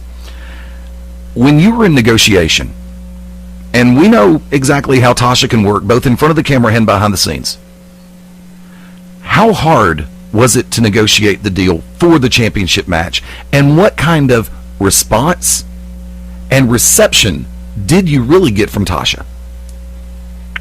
To be honest, on my end, it wasn't hard. I have worked very hard over the past 7+ years to demonstrate this is me. I'm not expecting anything to be handed to me. I'm not expecting anything to be put in my lap. I have busted my ass and done everything I can to make a name for myself, to show that this is not just a fleeting thing. This is not a hobby. This is what I love, and this is what I do. To be honest with you, I didn't have any hurdles. I didn't have any speed bumps. I didn't have any problems in setting up the match with Tasha. I was looking forward to the opportunity to share a ring with Tasha. She and I had never met before, inside the ring or out. And so I was looking forward to having that opportunity, and to the challenge that laid ahead of me. I was looking forward to it, and I'm happy that she was accepting of it. I'm happy that she was willing to put the title on the line and, give me that opportunity. And luckily I was able to capitalize on it. The question that I have here, if and when, well, first off, multi-part. One, do you welcome the opportunity for a rematch with Tasha Simone? You know what? I might. I know that she's been, even after the match, as I said, she decided to attack me. She's claiming there's a bit of controversy surrounding the title, or my win more specifically. And I know that she is kind of already gunning for a rematch. I know that she wants my butt back in that ring so she can lay another beating on me. And I'm not saying it's not going to happen, but I will see. Down the line, perhaps. Can you, right now, knowing what you know about Tasha, knowing the fact that she's got Simply Perfection backing her up 7 days a week, do you know in your heart that if the rematch does occur, you can outthink, outmove, outcunning, outdevious, and if need be, and I know I'll get heat from Wicked Nemesis for this, outcheat Tasha Simone? Yeah, I do. I did it on October 20th down in Lebanon, Tennessee, and yes, I absolutely believe that if it comes down to it, that not only can I, but yes, I think I do have the ability to do that. If anything, this time around, I'll be even more prepared for it, because now I have been in the ring with her. Now I have tasted what she has to offer. I have felt the pile driver. I have dealt with, I've dealt with everything that she has or that she gave me. So, to be honest, if I were to have any different attitude, then I'm setting myself up for failure. So yes, absolutely, I do believe I'd be prepared for it. Let's see if Mabo's finished. Mabo, are you okay? Yeah, I'm fine. Can you take one last round? Does your keyboard still work? I don't know. I don't know if I could go another round. I need some Gatorade. Question, that is. Oh my lord. Oh, question. I was about to say. I was running out of Vaseline over here. Anyway, both nationally and internationally. Who is there anybody you would like to face in the ring and maybe even put the title on the line against? I really and truly, and I'm not trying to dodge your question at all, I truly welcome anybody. I am a very big believer in order to say that you're the best, in order to say that you are at your best, you have to be able to step in the ring with anybody, whether they have the same style as you or not, whether they're somebody you've wrestled before or not. You need to be able to step in that ring with anybody and go toe-to-toe. And so from that aspect of it, no, there's not any one person that sticks out in mind as, oh, I want them. I want everybody. I want everybody who is deemed to be a reputable challenger and a good competitor. I want anybody who is able to get in that ring so we can test each other, so I can test myself as the champion, and go toe-to-toe, because I have spent the last 7+ years building up to this, and now I am ready to, just kind of kick the doors down and here I am. I'm going to show you guys what I've got. I welcome anybody who comes in the ring with me, and I look forward to every single challenge. How can everybody find you on social media? Social media, I'm on Facebook, I'm on Twitter, I'm on YouTube. Everything is under my name, Casey Carile. It's all spelled out, no spaces, dashes, numbers, anything with the like. I also do have my official website, which is CaseyCarile.com. So I invite everybody to check that out. And we already know your first title defense is scheduled to be Saturday night, November the 17th in New Jersey at NWA Coastal. Give everybody the rundown on that one real quick. NWA Coastal, it's going to be in Bayville, New Jersey. As you said, it's Saturday night, November the 17th, my first title defense, and that is again going to be against a female by the name of La Rosa Negra. That's going to be a great card. It's going to be, I believe, my third appearance for NWA Coastal. So anybody who's even remotely nearby, if you have the ability to hop in the car and drive out there, I encourage you to do so. Come support professional wrestling. Come support your local professional wrestling groups in the NWA. We are going to give you a night that you will truly enjoy and hopefully keep you coming back for more. Casey, I want to thank you for being so generous with your time. The door is always open. It has been a long time coming. Thank you. And ladies and gentlemen, the National Wrestling Alliance Women's World Champion, Casey Carile, I finally got a chance to say that. Thank you for the time, guys. Has finally gone and has just gone beyond ringside. Casey, thank you again. And like I said, anytime you've got something coming up, we would love to know about it. We're more than happy to help you get the word about it. Thank you. I very much appreciate that. I look forward to being back on again soon. I really appreciate the time, guys. Thank you so much. Folks, we'll be back on the Beyond Ringside Radio Network right after this. When planning your next party or special event, insist on the best. Full Range Entertainment is a professional entertainment company providing a full range of services. From professional disc jockeys and MCs to catering and photography, when the details of your special day must be perfect, call us first. Wedding receptions, corporate parties, school functions, birthday celebrations, and more. We also have Birmingham's largest selection of karaoke tracks available. With over 40 years combined experience, Full Range Entertainment can provide you with the talent and professionalism you need and deserve to make your next event one you'll never forget. For more information on the full range of services we offer, call 533-HITS. That's 533-HITS. Or check us out on our website at fullrangeentertainment.com. Chris, you're not acting like a grown-up in our relationship. Am too. There's your comic book collection, the race car bed. I'm young at heart, but I put money into my 401k every paycheck. I'm taking control over my financial life, and that feels pretty grown up to me. Put away a few bucks, feel like $1 million. For free ideas and easy ways to save, go to feedthepig.org. That's feedthepig.org. Are those footy pajamas? This message brought to you by the American Institute of Certified Public Accountants and the Ad Council. The odds of becoming a signed artist and having 3 #1 albums? 1 in 100 million. The odds of going on to win 6 Grammy Awards? 1 in 1.4 million. The odds of this performer having a child diagnosed with autism? 1 in 110. I'm Toni Braxton, and I encourage you to learn the signs of autism at autismspeaks.org. Autism Speaks. It's time to listen. Brought to you by Autism Speaks and the Ad Council. It is with sound mind and body that I, James Fredericks III, after fighting with all direct family members for decades, leave my entire fortune of $32 million to the one friend I had in the end, the package delivery guy, Matt Songer. Woohoo! Yeah! I had a feeling about this. I'm rich! Oh, this cannot be happening. Actually, it's not happening. What? And it never will. I don't get it. There aren't even people here. That's just one of those murmuring sound effects. Seriously? Listen, if you want to have money in your future, don't rely on luck. Put $10 away each month. Cook once in a while instead of eating out. Okay. Pay down your high-interest credit cards. Right. Small changes today, big bucks tomorrow. So, no inheritance? No. Go to feedthepig.org for more free ideas. Feedthepig.org. This message brought to you by the American Institute of Certified Public Accountants and the Ad Council. And just to be clear, no inheritance, right? 8. I deliver your Sunday paper every week. 7. We work on the same floor. 1 in 8 Americans is struggling with hunger, 6. Our kids walk to school together every day. including millions of children and seniors. 5. We chat in the elevator at work sometimes. 4. I'm your cashier at the grocery store. Who's the 1 in 8 in your life that needs help? You can make a difference through Feeding America at feedingamerica.org/1 in 8. A public service announcement brought to you by Feeding America and the Ad Council. Hi, I'm Ryan Seacrest for RAD. Over 300 people in this country are killed every week by a drunk driver. That's the equivalent of 2 747 plane crashes every single week. And the problem isn't going away unless we all do our part to stop it. So if you see someone who's about to drive after drinking, get the keys. Don't leave it up to anyone else. Friends don't let friends drive drunk.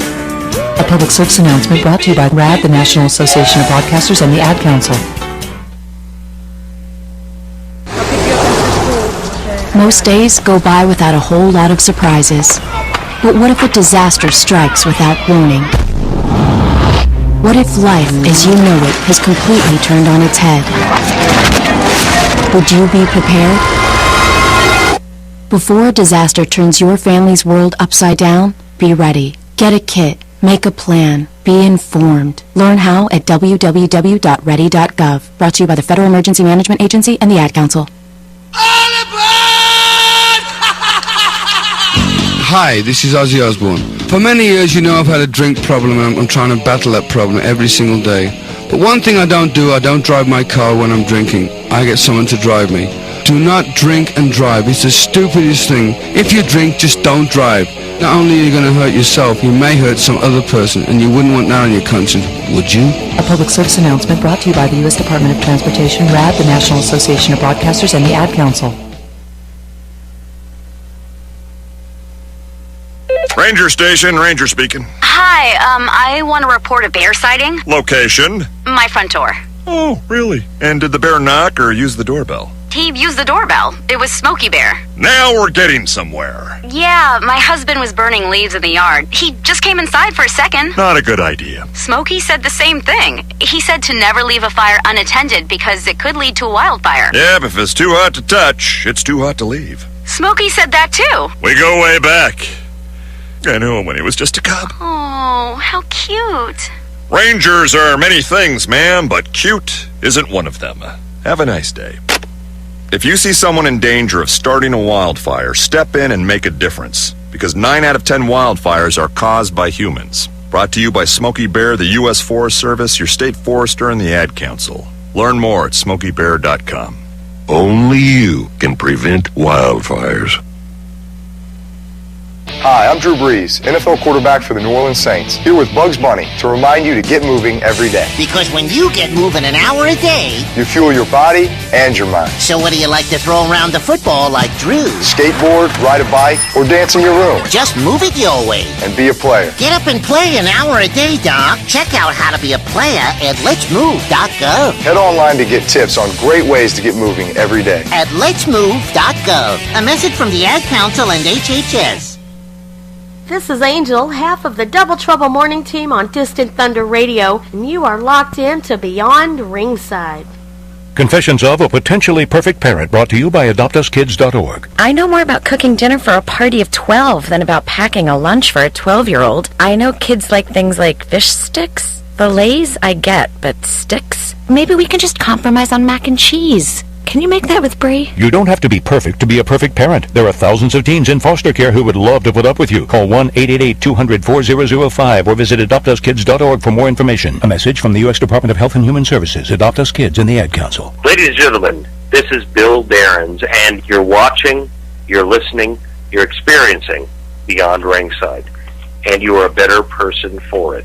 Trust me. Foreclosure is hard on every member of the family, but your family is not alone. If you're struggling with your mortgage, there is help.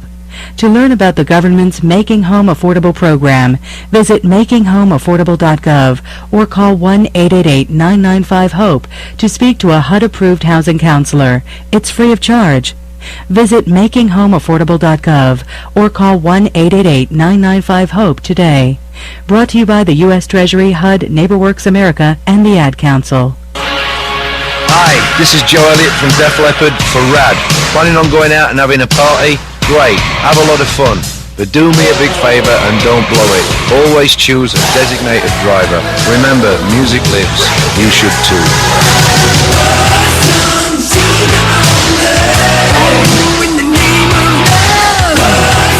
A public service message brought to you by the U.S. Department of Transportation, RAD, the National Association of Broadcasters, and the Ad Council. Hello, this is Robin Zander. Hello, this is Rick Nielsen from Cheap Trick for RAD. Some people think it's fun to drive drunk, but that's unacceptable. Be smart. If you drink, don't drive. Think ahead and choose a designated driver. Remember, music lives, and so should you.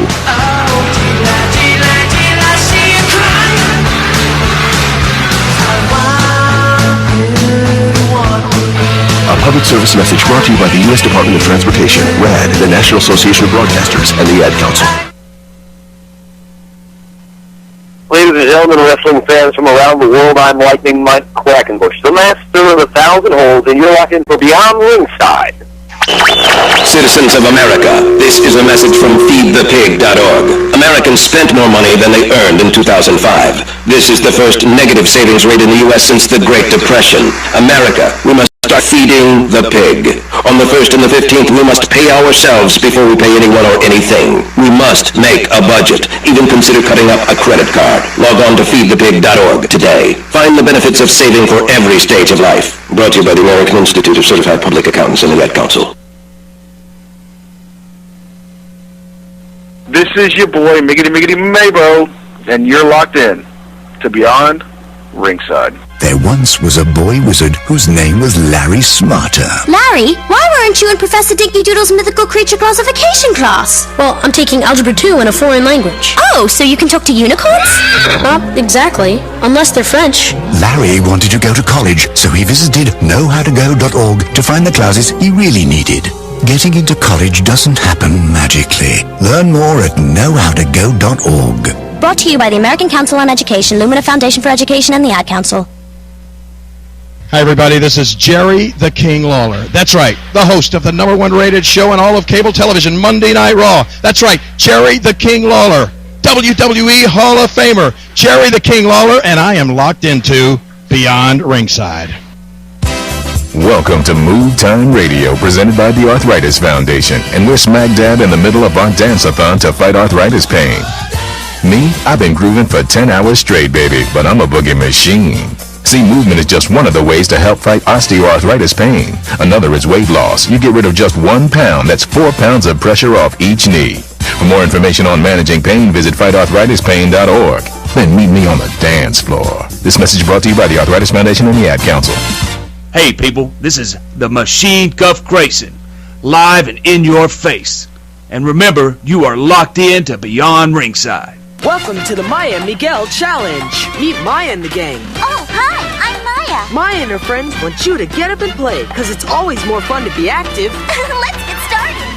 Just go to letsmove.gov and look for Maya and Miguel. You'll find tons of fun activities that'll help keep you healthy and active. Whether you play sports, run, dance, or jump in place, just get up and play at least an hour a day. Take the Maya and Miguel Challenge today at letsmove.gov. A message from the Ad Council and HHS. Everybody out there, this is the Human Hand Grenade, Danny Only, 1/2 of the Hate Junkies, 1/5 of POD, and you are locked in to Beyond Ringside. Hi, this is Little Steven for Rad. We all got to party now and then, but we've got to let somebody else do the driving. Please don't drink and drive, and don't drive with somebody else who's been drinking. Thank you. A public service announcement brought to you by the U.S. Department of Transportation, RAD, the National Association of Broadcasters, and the Ad Council.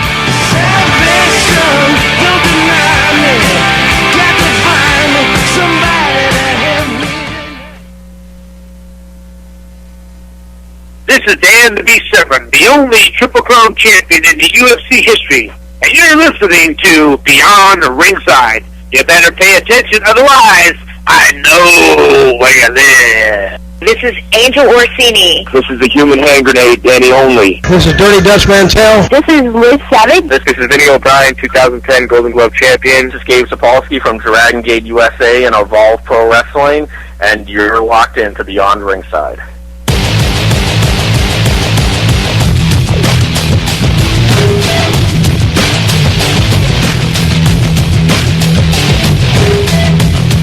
on a phenomenal Sunday night, live from the Vault and the Full Range Entertainment Studios in beautiful Birmingham, Alabama.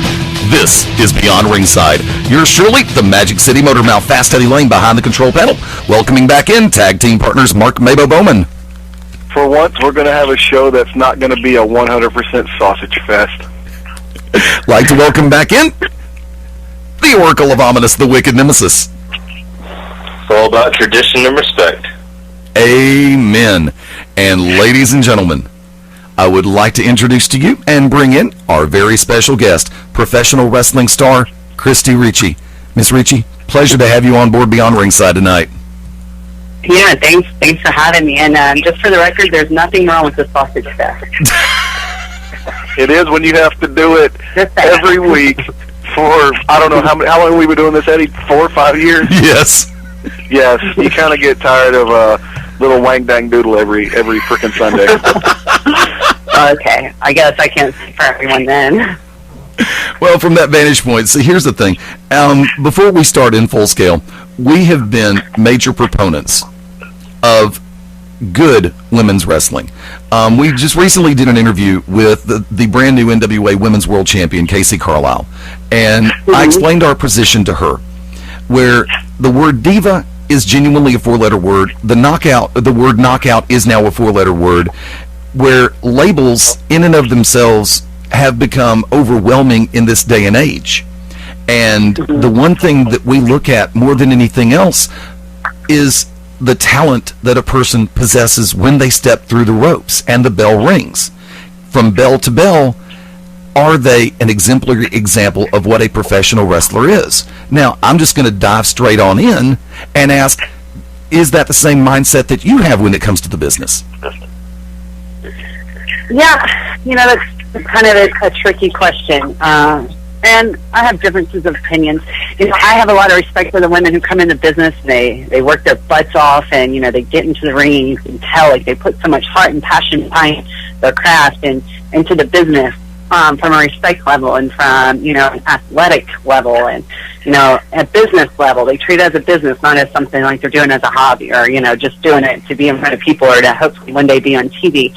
But I also have respect for those girls that you consider divas, that get there however they get there, but at the same time they put the work and effort into it and really try hard to be an example and to fill the shoes that they're in, I guess is the easy way to put it.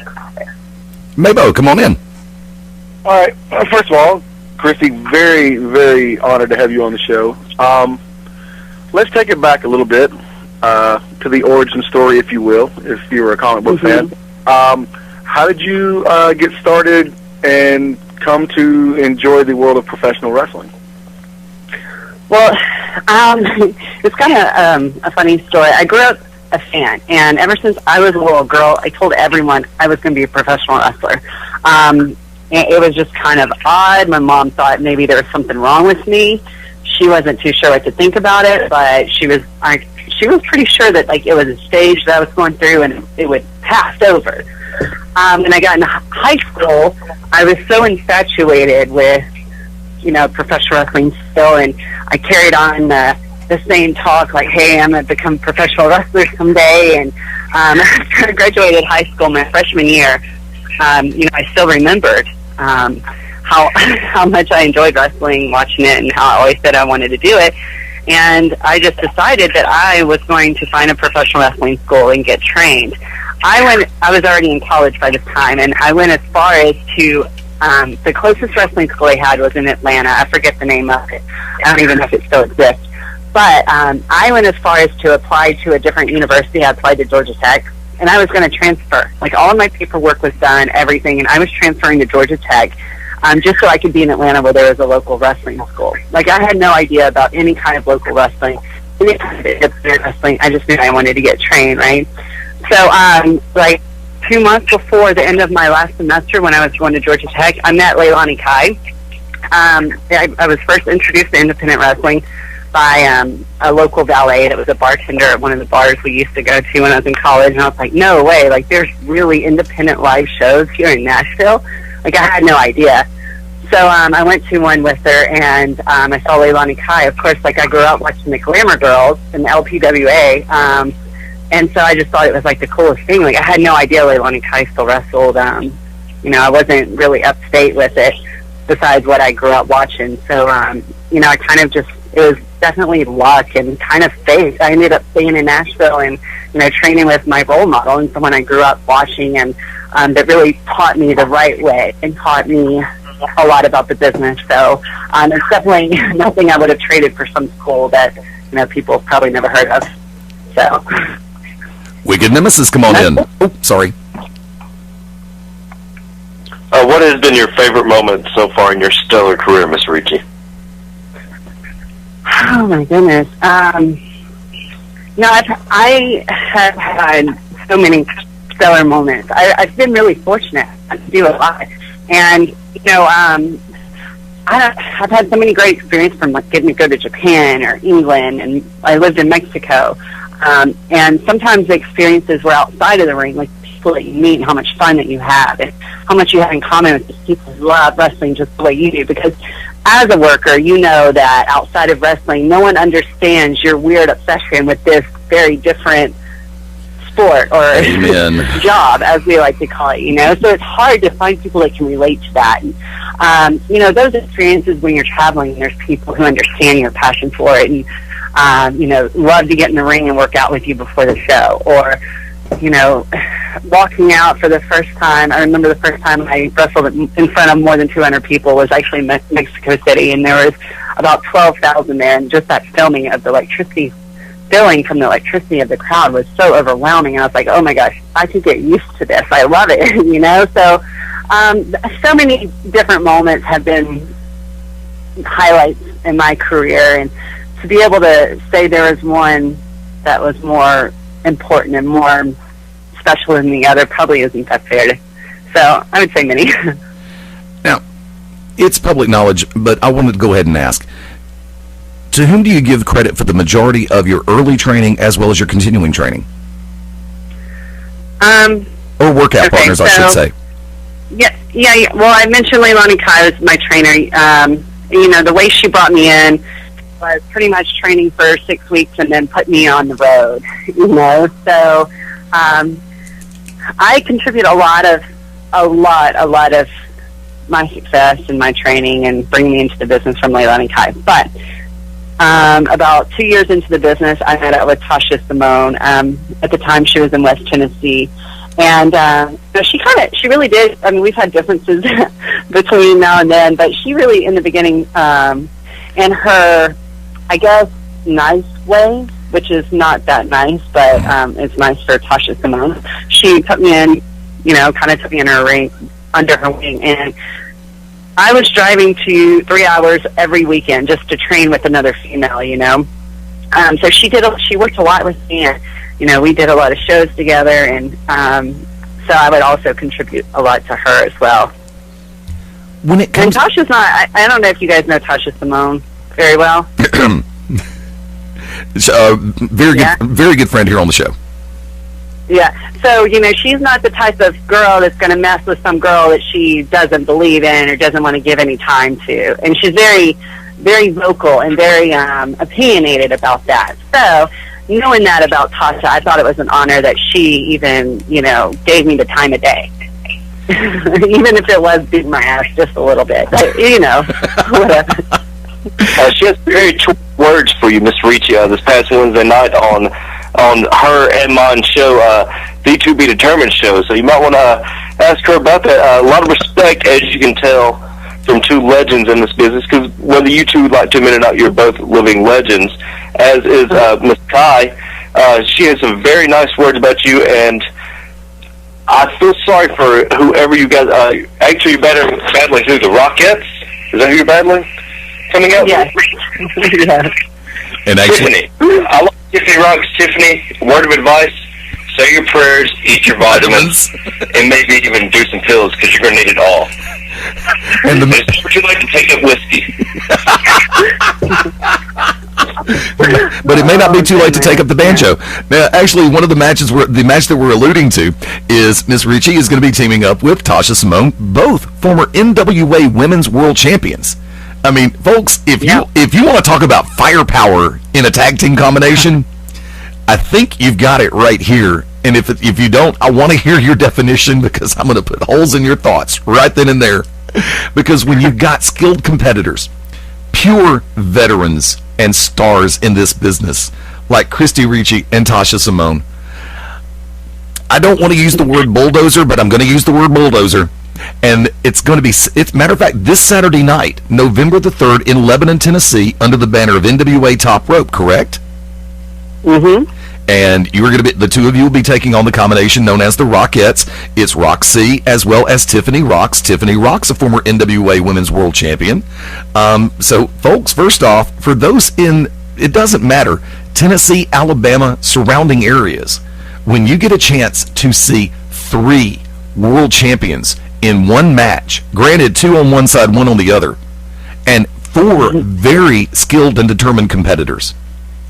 I mean, I've had a chance to do a little bit of homework here and there, and I have followed careers, and I would sit back and say, if I were not already in an engagement this coming Saturday night, I would be in a car driving to Lebanon to catch this match. Because in my book, and this is straight up, and I don't want to use that word, but this is straight up. There are some matches that you have an opportunity to see, even if they are 2.5 hours away, that it's worth going to see. And this qualifies as one of them. Now, I make the reference to championships. Mm-hmm. You have had success virtually, if not everywhere that you have gone. Whether it be the XWF, whether it be down in Mexico, whether it be the NWA Championship, whether it be, I believe it was, what was the company, Wrestlicious also had you as their champion for a while? Yeah. How many championships on that level have you held? Well, I think you probably just named all of them. You know, it's not, this is, I guess, this is me, like, trying to be humble, too, but, like, I never really thought I've been this champion. I've always just thought, like, it's such an honor that these people want me to represent their company. Yeah, I mean, each one of those you just named, I mean, they were all spectacular in their own way and all very different from each other, and it was, like, the opportunity. Like, it's just such an honor to be able to given that opportunity to be someone's champion, you know, because you are the face of that company at that point, and you're representing not only women's professional wrestling, but that company, you know, so it's definitely a huge honor, and I mean, I honestly don't know how it's happened. Like, I think I've just been, I just think I've been a component of circumstance, you know, just like, hey, here you are, this is your chance, and, you know, I try to capitalize any kind of opportunity I'm given, and, you know, just run with it, so, yeah. Your first match, if my notes are right, if I remember correctly, was mid-2K2, right? Who? 2K2, 2002, was when you originally got into the, was your first match, right? Yeah, that was my first actual match, yes. So technically we can say a decade. Yes, sure. As this decade has gone by for you. I'm so old. I'm sorry, that's the last thing. Not as old as Tasha Simone. Somehow or another, I have a feeling I'll end up paying the price for that one. However, in that decade, you've had a chance to see different promotions, different people, different business models, and different ideas of different promoters. Mm-hmm. Over that decade, in your mind, from your vantage point, how have you seen the evolution or de-evolution of professional wrestling? Not just women's wrestling, but on the whole of itself. Have you seen it go for the better, for the worse? You take everything on a company-by-company basis, or what? You know, so I'm not too up-to-date with all the TNA and WWE stuff. I kind of got away from that stuff a long time ago. I just don't have time, honestly. But talking about wrestling that I can speak to, which is more or less the independent shows and women's professional wrestling, I think, for me personally, that it's gone uphill and it's improved. You know, when I first started, I was traveling, and, you know, this has a lot to do with, like, paying your dues and being a beginner in the business, but I was traveling 7 or 8 hours 3 times a week and maybe making $20, you know, and even after wrestling 2 or 3 years, maybe you make a little more money, but it's still not, I mean, you're doing it strictly for the passion and the love of wrestling, not because you're making money off of it. You know, and I'm not sure if it's just like how my brain works, because I'm 100% business. Like, I treat wrestling as a business now. And, you know, in the last 4 or 5 years, I've been able to make it a very lucrative and productive business for myself. So, in that sense, I just think, like, with all the internet companies and all, you know, the promotions, like the women's promotions like Shimmer and Shine, and you know, you have Arena Chicks and Chick Fight, and, you know, it promotes women's wrestling in such a positive light that it's given us a platform to work off and to make a living off of. And you know, the more promotions there are, the more places there are for girls to work, you know, and maybe not necessarily have to have a shoot job or, you know, do the 8 to 5 Monday through Friday, because they have multiple places to work. So, you know, I see it becoming on the business side more complex and more penetrated and more prevalent. And then, you know, as far as if you want to speak about how I feel about professional wrestling on TV, I think it's shit. You know, like I grew up in the 80s where, you know, wrestling, it made you feel something, and it made you believe in something spectacular. And I don't watch professional wrestling today and get that same feeling. So my explanation is going to be that it's shit on TV. So I hope that answers your question. Mabo, come on in. Now you know, wrestled in Mexico, and have you wrestled like in Canada, Japan, any other places? And yes, both of those you mentioned. England, a few other places like South Korea. Sorry, I don't remember. Well, this leads me to the question: is how, in your opinion, do you see or how do you feel that the fans differ in the United States and those abroad?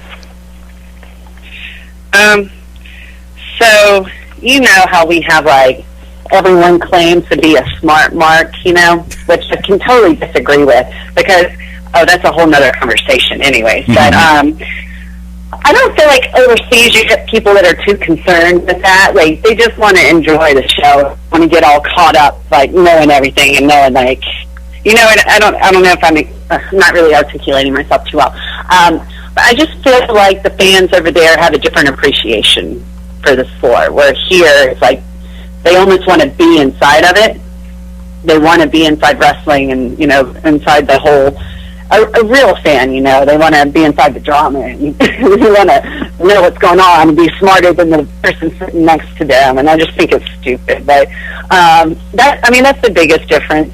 I definitely get a different feel of appreciation for it, and not to be so involved, but to just be there and exist in the moment and enjoy it, not be like, oh, let's go home and get on the message boards after the show. Like, they don't do that stuff, you know? Okay. Wicked Nemesis, come on in. Now, I don't want to break kayfabe, but Miss Richie, you are a notorious drinker. Your drinking exploits are legendary in this business. My what are? Your drinking is legendary. You're notorious, perhaps. It seems every woman in this business has a Christy Richie drinking story. And you know it's true, so I'll ask you this. What has been the most that you have drank before a match? Oh, I don't do that. Come on. Seriously? Okay, I will tell you, I was juicing in Mexico a couple times. I was really stupid, don't know why I did. And I got the promoter to go get me a 6-pack of beer. And I drank the whole 6-pack. That was like the only time I've ever done. Professional wrestling to me is about safety first when you step in the ring, and protecting yourself first, protecting your opponent second. And, you know, like, there's no way I would ever be willing to compromise that, because I would definitely not want someone to do that to me. So, yes, I do like to party a little bit, but no, I would never do it before I wrestle. So. Did you say two-party or Bacardi? Two-party. Oh, okay. I thought she said Bacardi. It's like, bartender. I'll drink some Bacardi. But to say, there's not much I won't drink. Right now I'm on Fireball, and I'm kidding.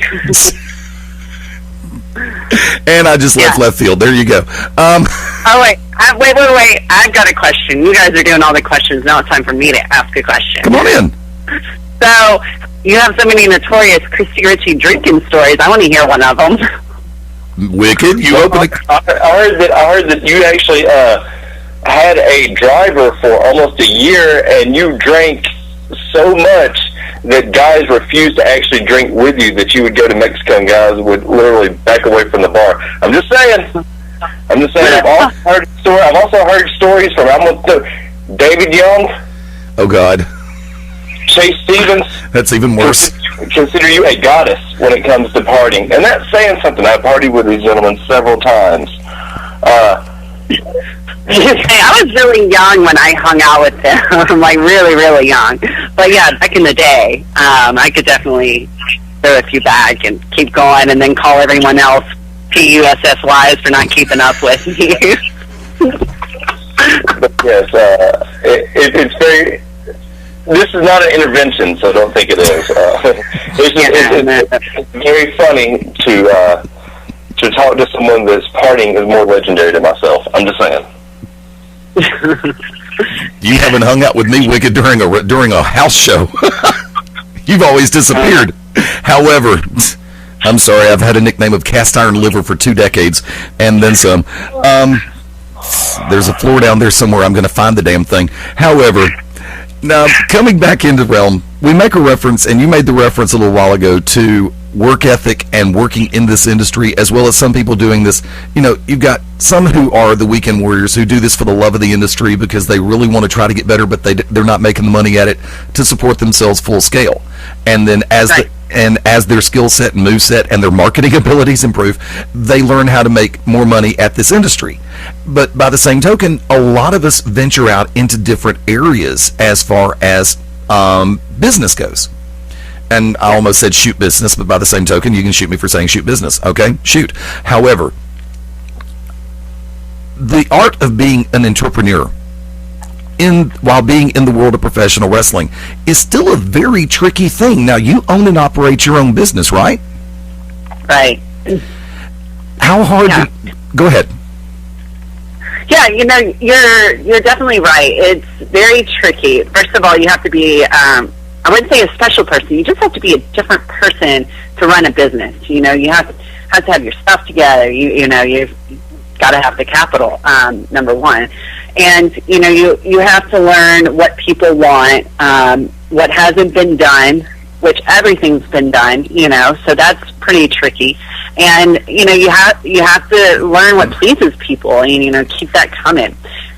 You know, for men, I think it's a lot more difficult than it is for women, but, you know, I think there's opportunity out there for men. I mean, I'm not a man, so I'm not going to start my own company, you know, but I definitely think there's opportunity for men just like there is for women. I think there's a little more for women, of course. And, you know, it is very tricky. It's challenging. It's time-consuming. It's a roller coaster. You know, there's ups and there's downs. And, I mean, I love wrestling fans. You know, I absolutely love them. But they are very high maintenance. Very high maintenance. So that's difficult too, you know, learning the time management. Because I also, like, I've got a professional career, you know, which I've worked really hard on, and that at this point in my life definitely comes before my professional wrestling. And one of the reasons I started my company is just because I'm so rooted in professional wrestling. I'm so in love with what I've done and what I used to do. So it's hard to say, hey, you know, I'm never going to wrestle again. I have a 2-year-old, you know, so when I became a mom, my traveling definitely ceased.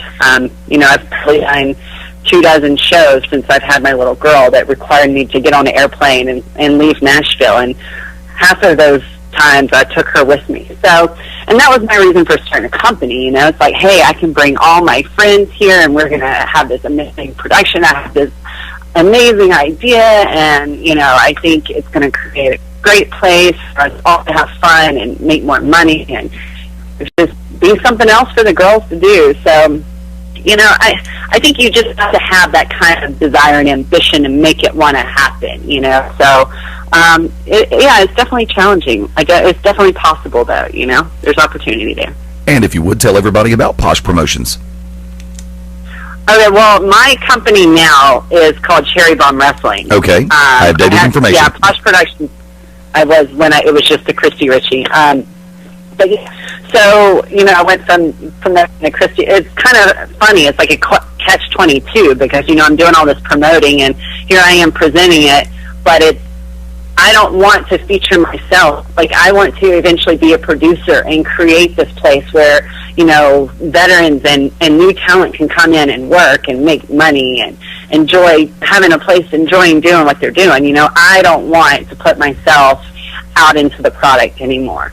But, for cash flow and capital reasons, I am having to wrestle a lot. And it's funny because I'm getting a lot of emails from people like, oh, we want more pictures or Christy Richie. I'm like, no, this is not ChristyRichie.com. It's CherryBombWrestling.com. So that's also been a challenge, too. I think when, I guess you use your name and people know that it's your creation and production, that they expect it to be mostly about you. And that's not what it's about. It's about women's professional wrestling, quality women's professional wrestling, and I'm making it a point to only have the best athletes, the most talented female wrestlers in the business. We're not doing that stupid custom script shit where fans write stupid scripts and we act them out. There are no scripts. We are wrestling, so it's none of that fake shit. And it's just a good, fun place. And so far we've had success, and I think everyone's having a lot of fun with it. The girls. But yeah, CherryBombWrestling.com is the website. And we have Facebook. And you're very active yourself all across social media, right? Do what? You're active yourself all across media, right? Yeah. Facebook, Twitter, all of the above? Oh, I'm not on Twitter. So if there's a Christy Richie on Twitter, it's not me. I'm only on Facebook.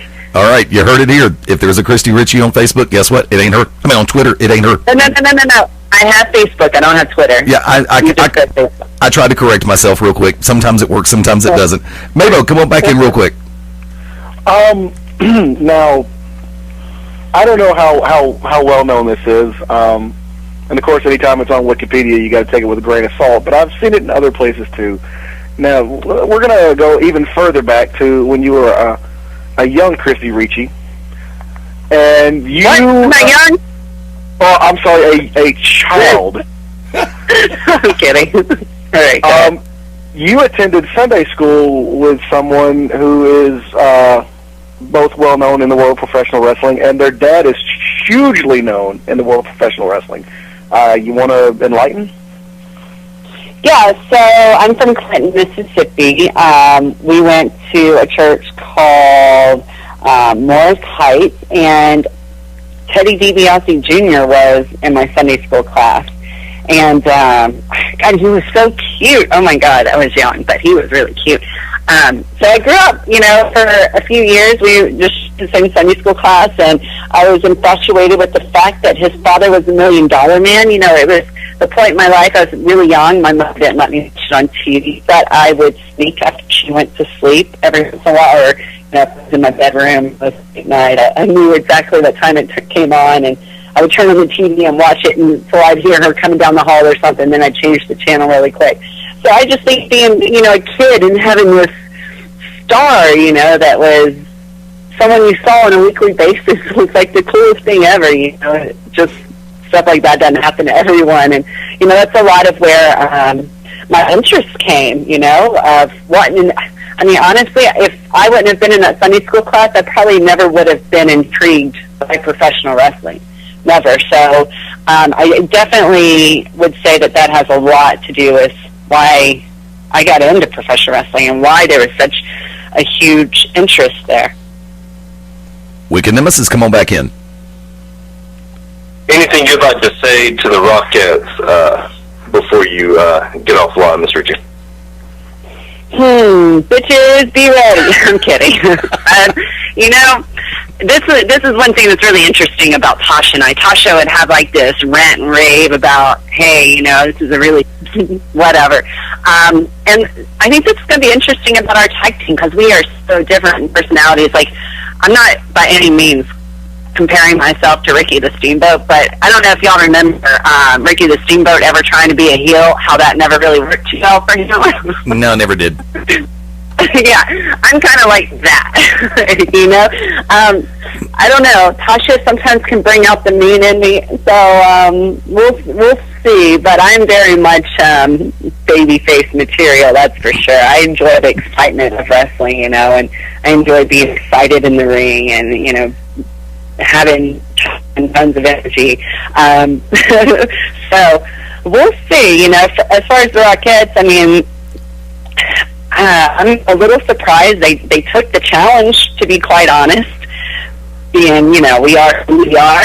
I mean, I wouldn't want to fight against me and Tasha, and I definitely wouldn't accept that challenge if I was someone else. So I guess, you know, I'm just going to have to see. I'm going to probably have to Tasha to go a little easy on them. You know, the thing about Tasha, though, her energy, like, I'm very influenced by people's energy, the energy that's around me and I'm surrounded by. So, with that being said, you know, she comes in like her bitchy Tasha self. I can probably imagine that, God, I'm probably going to be right there with her. So we'll see. Now, away from the ring, if you're approached by a young lady and she asks for the first piece of advice that pops into your head when she says she wants to get in pro wrestling, what's the first thing that pops into your head to tell her? I'd first say, why? You know, I think that's a very legit and a very true to ask a female why they want to be in professional wrestling. You know, so with that being said, after, you know, she told me her reason, if I thought it was a legit enough reason, you know, I would tell her just, you know, keep her head down, you know, kind of decide what her goals are in professional wrestling, where she wants to go and what she wants to do, and try not to go too off-road or too off-path from those goals, you know, and work your butt off to achieve them. And, I mean, really, that's all you can tell someone, you know. It's a difficult business, you know, and you just want to make people are in it for the right reason. Because if you're not, people like Tasha Simone will like pick you out really quick and make you look like an idiot. So now, knowing how far you went in the world of academia, do you find that the lessons learned as you were pursuing the business degree affected your choices in professional wrestling, or vice versa? Yeah, I will tell you, you know, I think it's okay. So, you know, professional wrestling, I think everyone gets into it for the hope and dream of being something great, you know, and being successful on TV. And I mean, you guys can argue that if you want. I'm sure there's some people who don't get in with that particular goal in mind, but I didn't. Like, I definitely grew up a WWF fan, and, you know, that was my destination and what I wanted to do, where I wanted to go. And, you know, for WWE tryouts where they have, you know, have you come in and work a couple shows, like do the 2-shot one time. Yeah. And it was like the most uncomfortable thing I had ever done in my entire life, you know.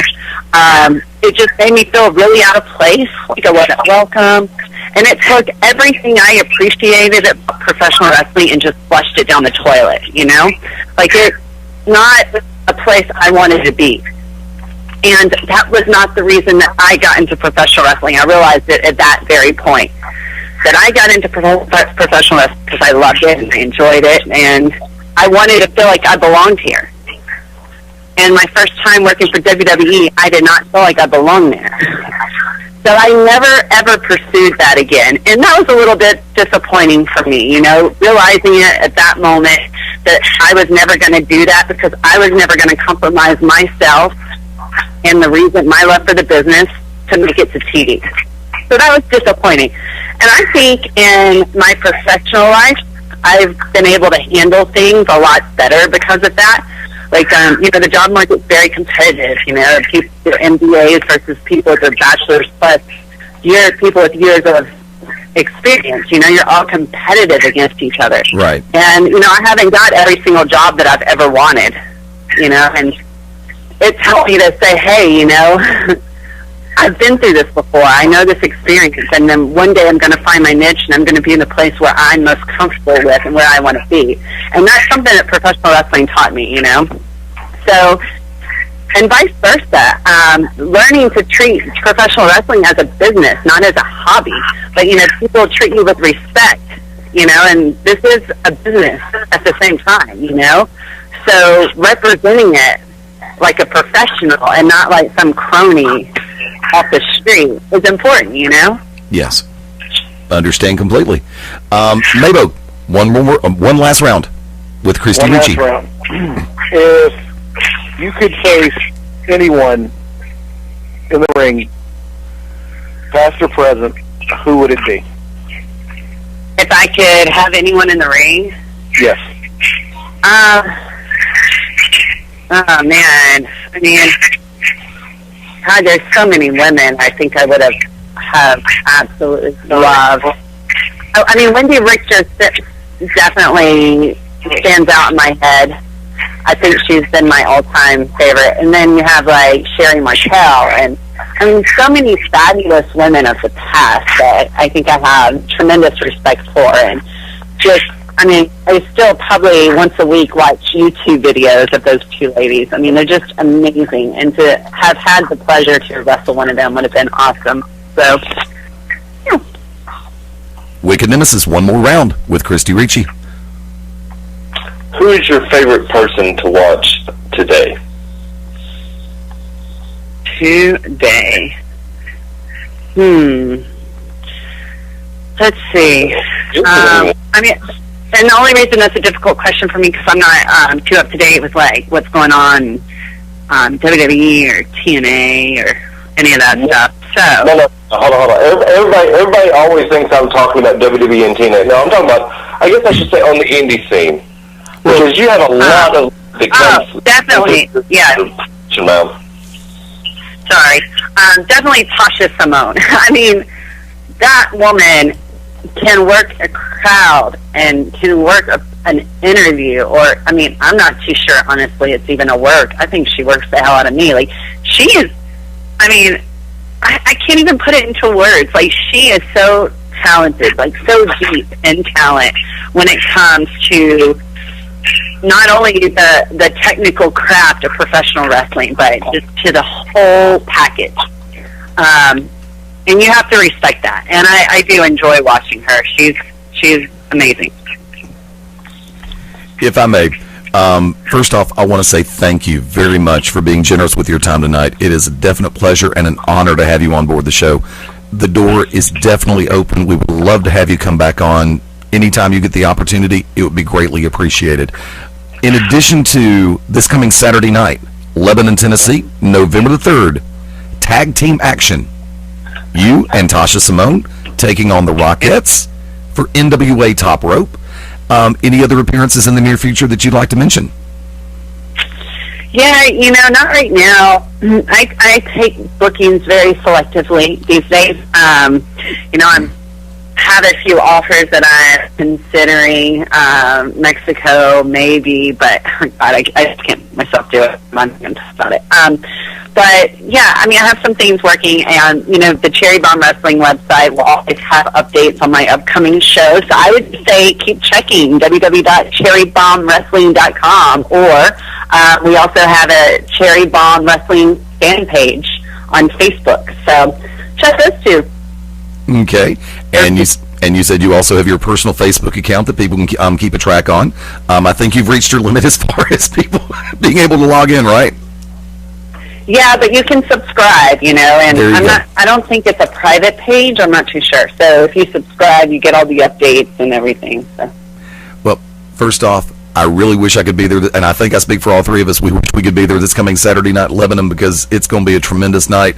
Capped off tag team action, 3 NWA Women's World Champions in one match. 2 on one side, 1 on the other. I don't prognosticate, I don't predict. But in this case, I will say this. The winner in this circumstance is going to be the fans. Everybody who has the opportunity, Lebanon is easy to find. Trust me on this one. I've been there. Great promotion. NWA Top Rope, Mike Searcy and company, they run a great show up there. And for those able to make the trip, I guarantee you will have a great time. Hard-hitting professional wrestling action under the banner of the National Wrestling Alliance at NWA Top Rope. Check it out. You will have a good time and more than your money's worth. Christy, once again, thank you for taking the time to come on with us. It has been an honor to have you on board. Yeah, thanks for having us, guys. Having me. Ladies and gentlemen, our very special guest, Christy Richie, has just gone Beyond Ringside, and we will be back on the Beyond Ringside Radio Network right after this. This morning, a woman reached out. A man stepped up. Somebody sat down with 16-year-old Steven and taught him better study habits, and suddenly, toughing it out till graduation seemed to Steven a pretty good idea. We're realizing the way we live our lives can impact the way others live theirs, their education, their income, their health. We're not just wearing the shirt, we're living it. Give, advocate, volunteer, Live United. Go to liveunited.org. Brought to you by United Way and the Ad Council.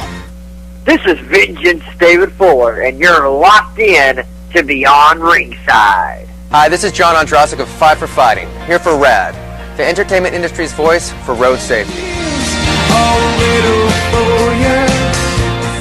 You know, style is a personal thing, and your lifestyle is your business. But if you take it on the road, it becomes everybody's business. So please, plan ahead, designate before you celebrate. Friends, don't let friends drive drunk. A public service announcement brought to you by RAD, the National Association of Broadcasters, and the Ad Council. And this is Kenny Kip Kennedy, master of Kenny's Kempo Karate, and you're locked in to Beyond Ringside. Smells good. Well, look who came out of his man cave. Just checking on you and dinner. Well, your stomach clock is fast. Gonna be a while. Well, why don't you... You okay? Oh, honey!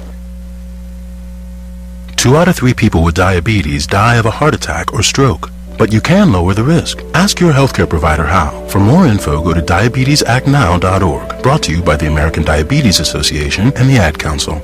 This is the bee's knees, the cat's pajamas, and the whole shebang. Johnny Gargano, and you're locked in to Beyond Ringside.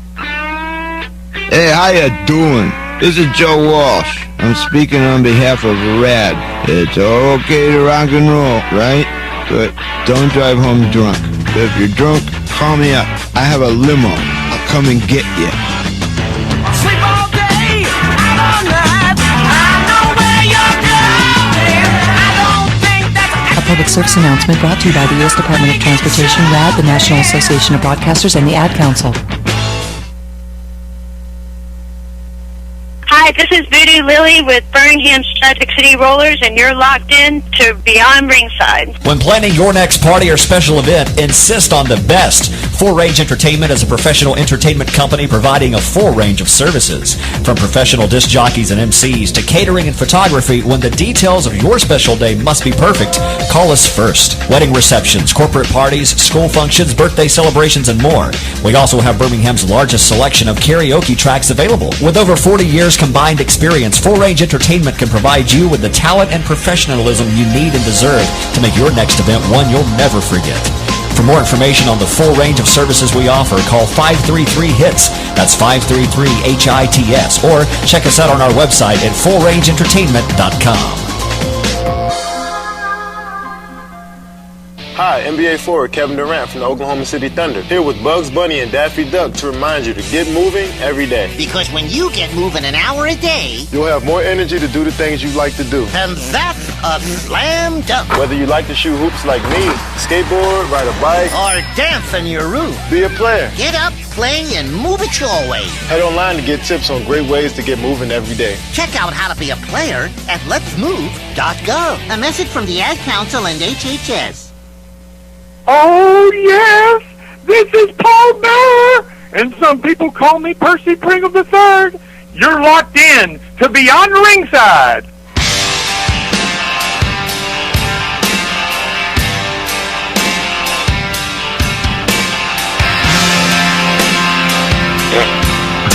Perfect timing. And we are back live on Beyond Ringside, Sunday night, 10 minutes before the top of the hour. Fast Eddie Lang, welcoming back in Mark Mabo Bowman. Hey, Eddie. Yes. Thanks. I know.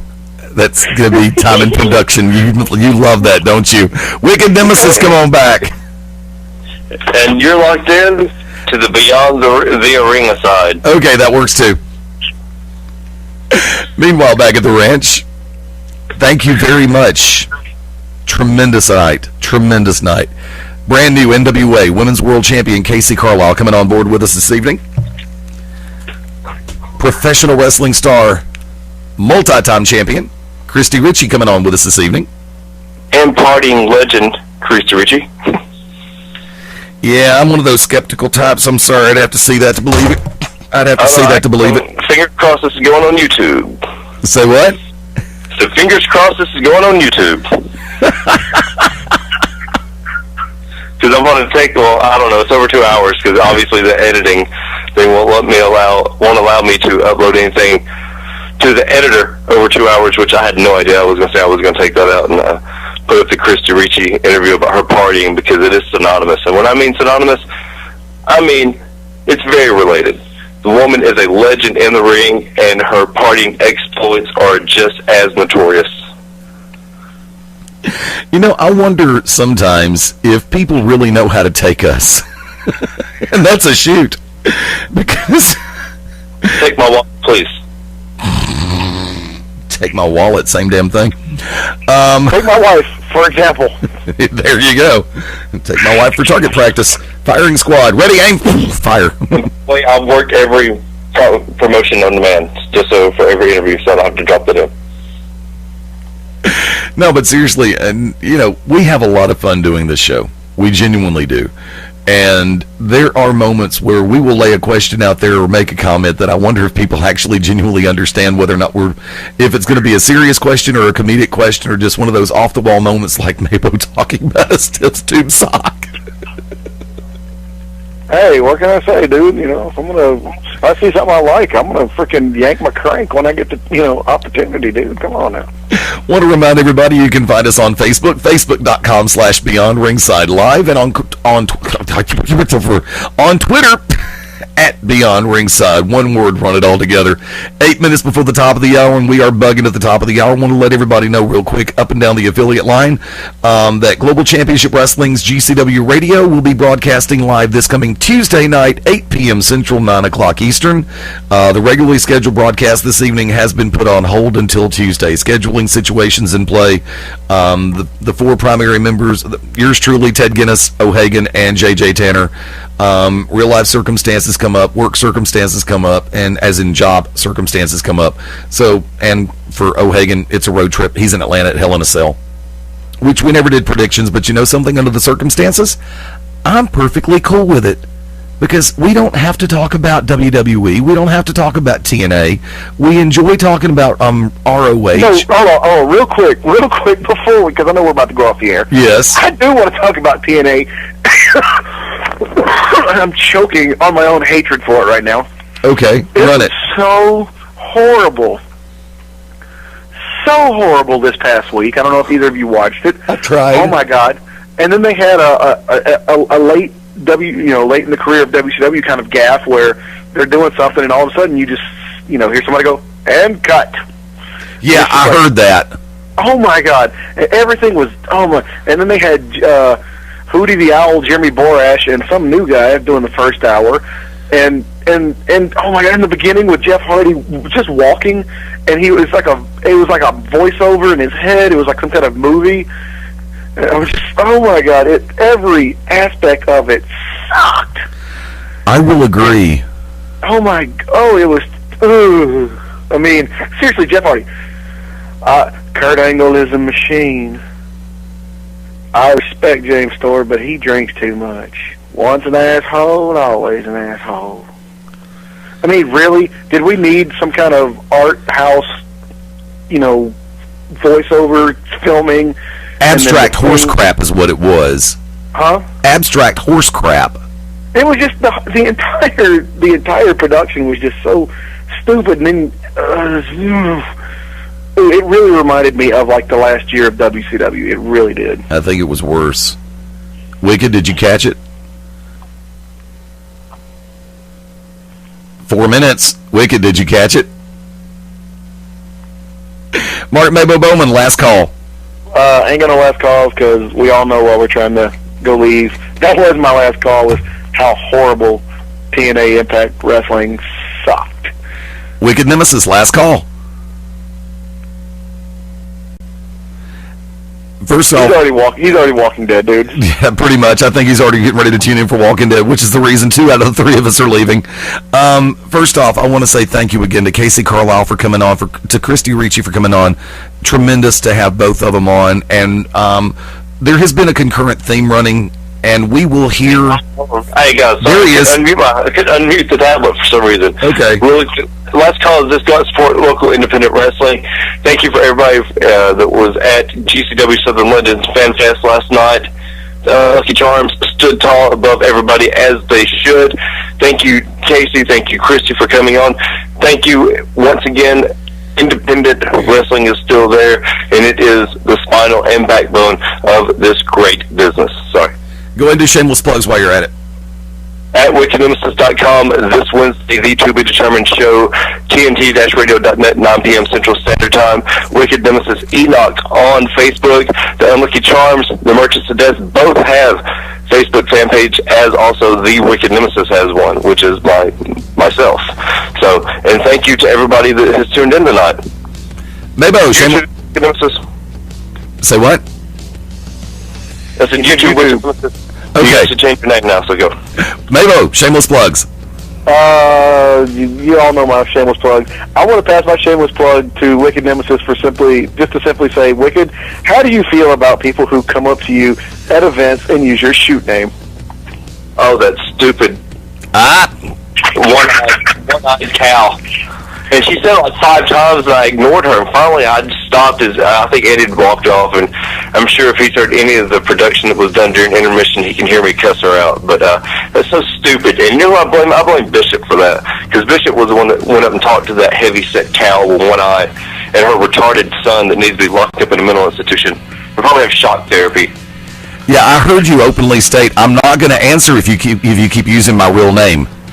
Yes, sir. And I respect that. Because, outside of the building, we are who we are. Inside the building, we are who we are. Me, Eddie. Huh? She doesn't even know me. She doesn't know me. I know. And then they waited for autographs at the end of it, and Knox and I just walked straight by them, and they stood there, and her son was like, I was given a gift to give to you that I didn't get a chance to give to you because you didn't hear me when I screamed your name 6 times at the end of the show. However, at Beyond Ringside on Twitter, Facebook.com/Beyond Ringside Live, and BeyondRingside.com, back up and running. Best of Beyond Ringside 24/7, available through Beyond Ringside and BeyondRingside.com and the Shoutcast Radio Network. GCW Radio once again will be tuning in this coming Tuesday night, 8 Central, 9 Eastern. Yours truly at Fast Eddie Lane over on Twitter, Facebook.com/Fast Eddie Lane, and and FastEddieLane.com will be back online by the end of the week. If not, it'll be FastEddieLane.net. Details forthcoming. Thank you again, the brand new NWA Women's World Champion, Casey Carile. Thank you for coming on. Pro Wrestling Superstar and then some, Christy Richie, for coming on tonight. Until next time, we'll see you next Sunday, 5:30 Central, 6:30 Eastern, as we all go Beyond Ringside. Bye for now. Oh, I'm sorry, for Mark Mabo Bowman. Seriously, Eddie? God! I'm sorry, I was trying to get us out by 8 so y'all could go watch the damn Walking Dead. For the Wicked Nemesis. For the Wicked Nemesis. Michonne, and I hope the governor rapes them all like he does in the comic book. This is Fast Eddie Lane saying adios, Das Vidania, and all that other good crap. Mabo, thank you. Wicked, thank you. Ladies and gentlemen, thank you for tuning in. It is greatly appreciated. We'll see you next Sunday right here on Beyond Ringside. And now, the Beyond Ringside Radio Network continues. We held a recent interview with former NWA World Champion Scrap Iron Adam Pearce, and that interview begins in 35 seconds. Peace. Bye for now.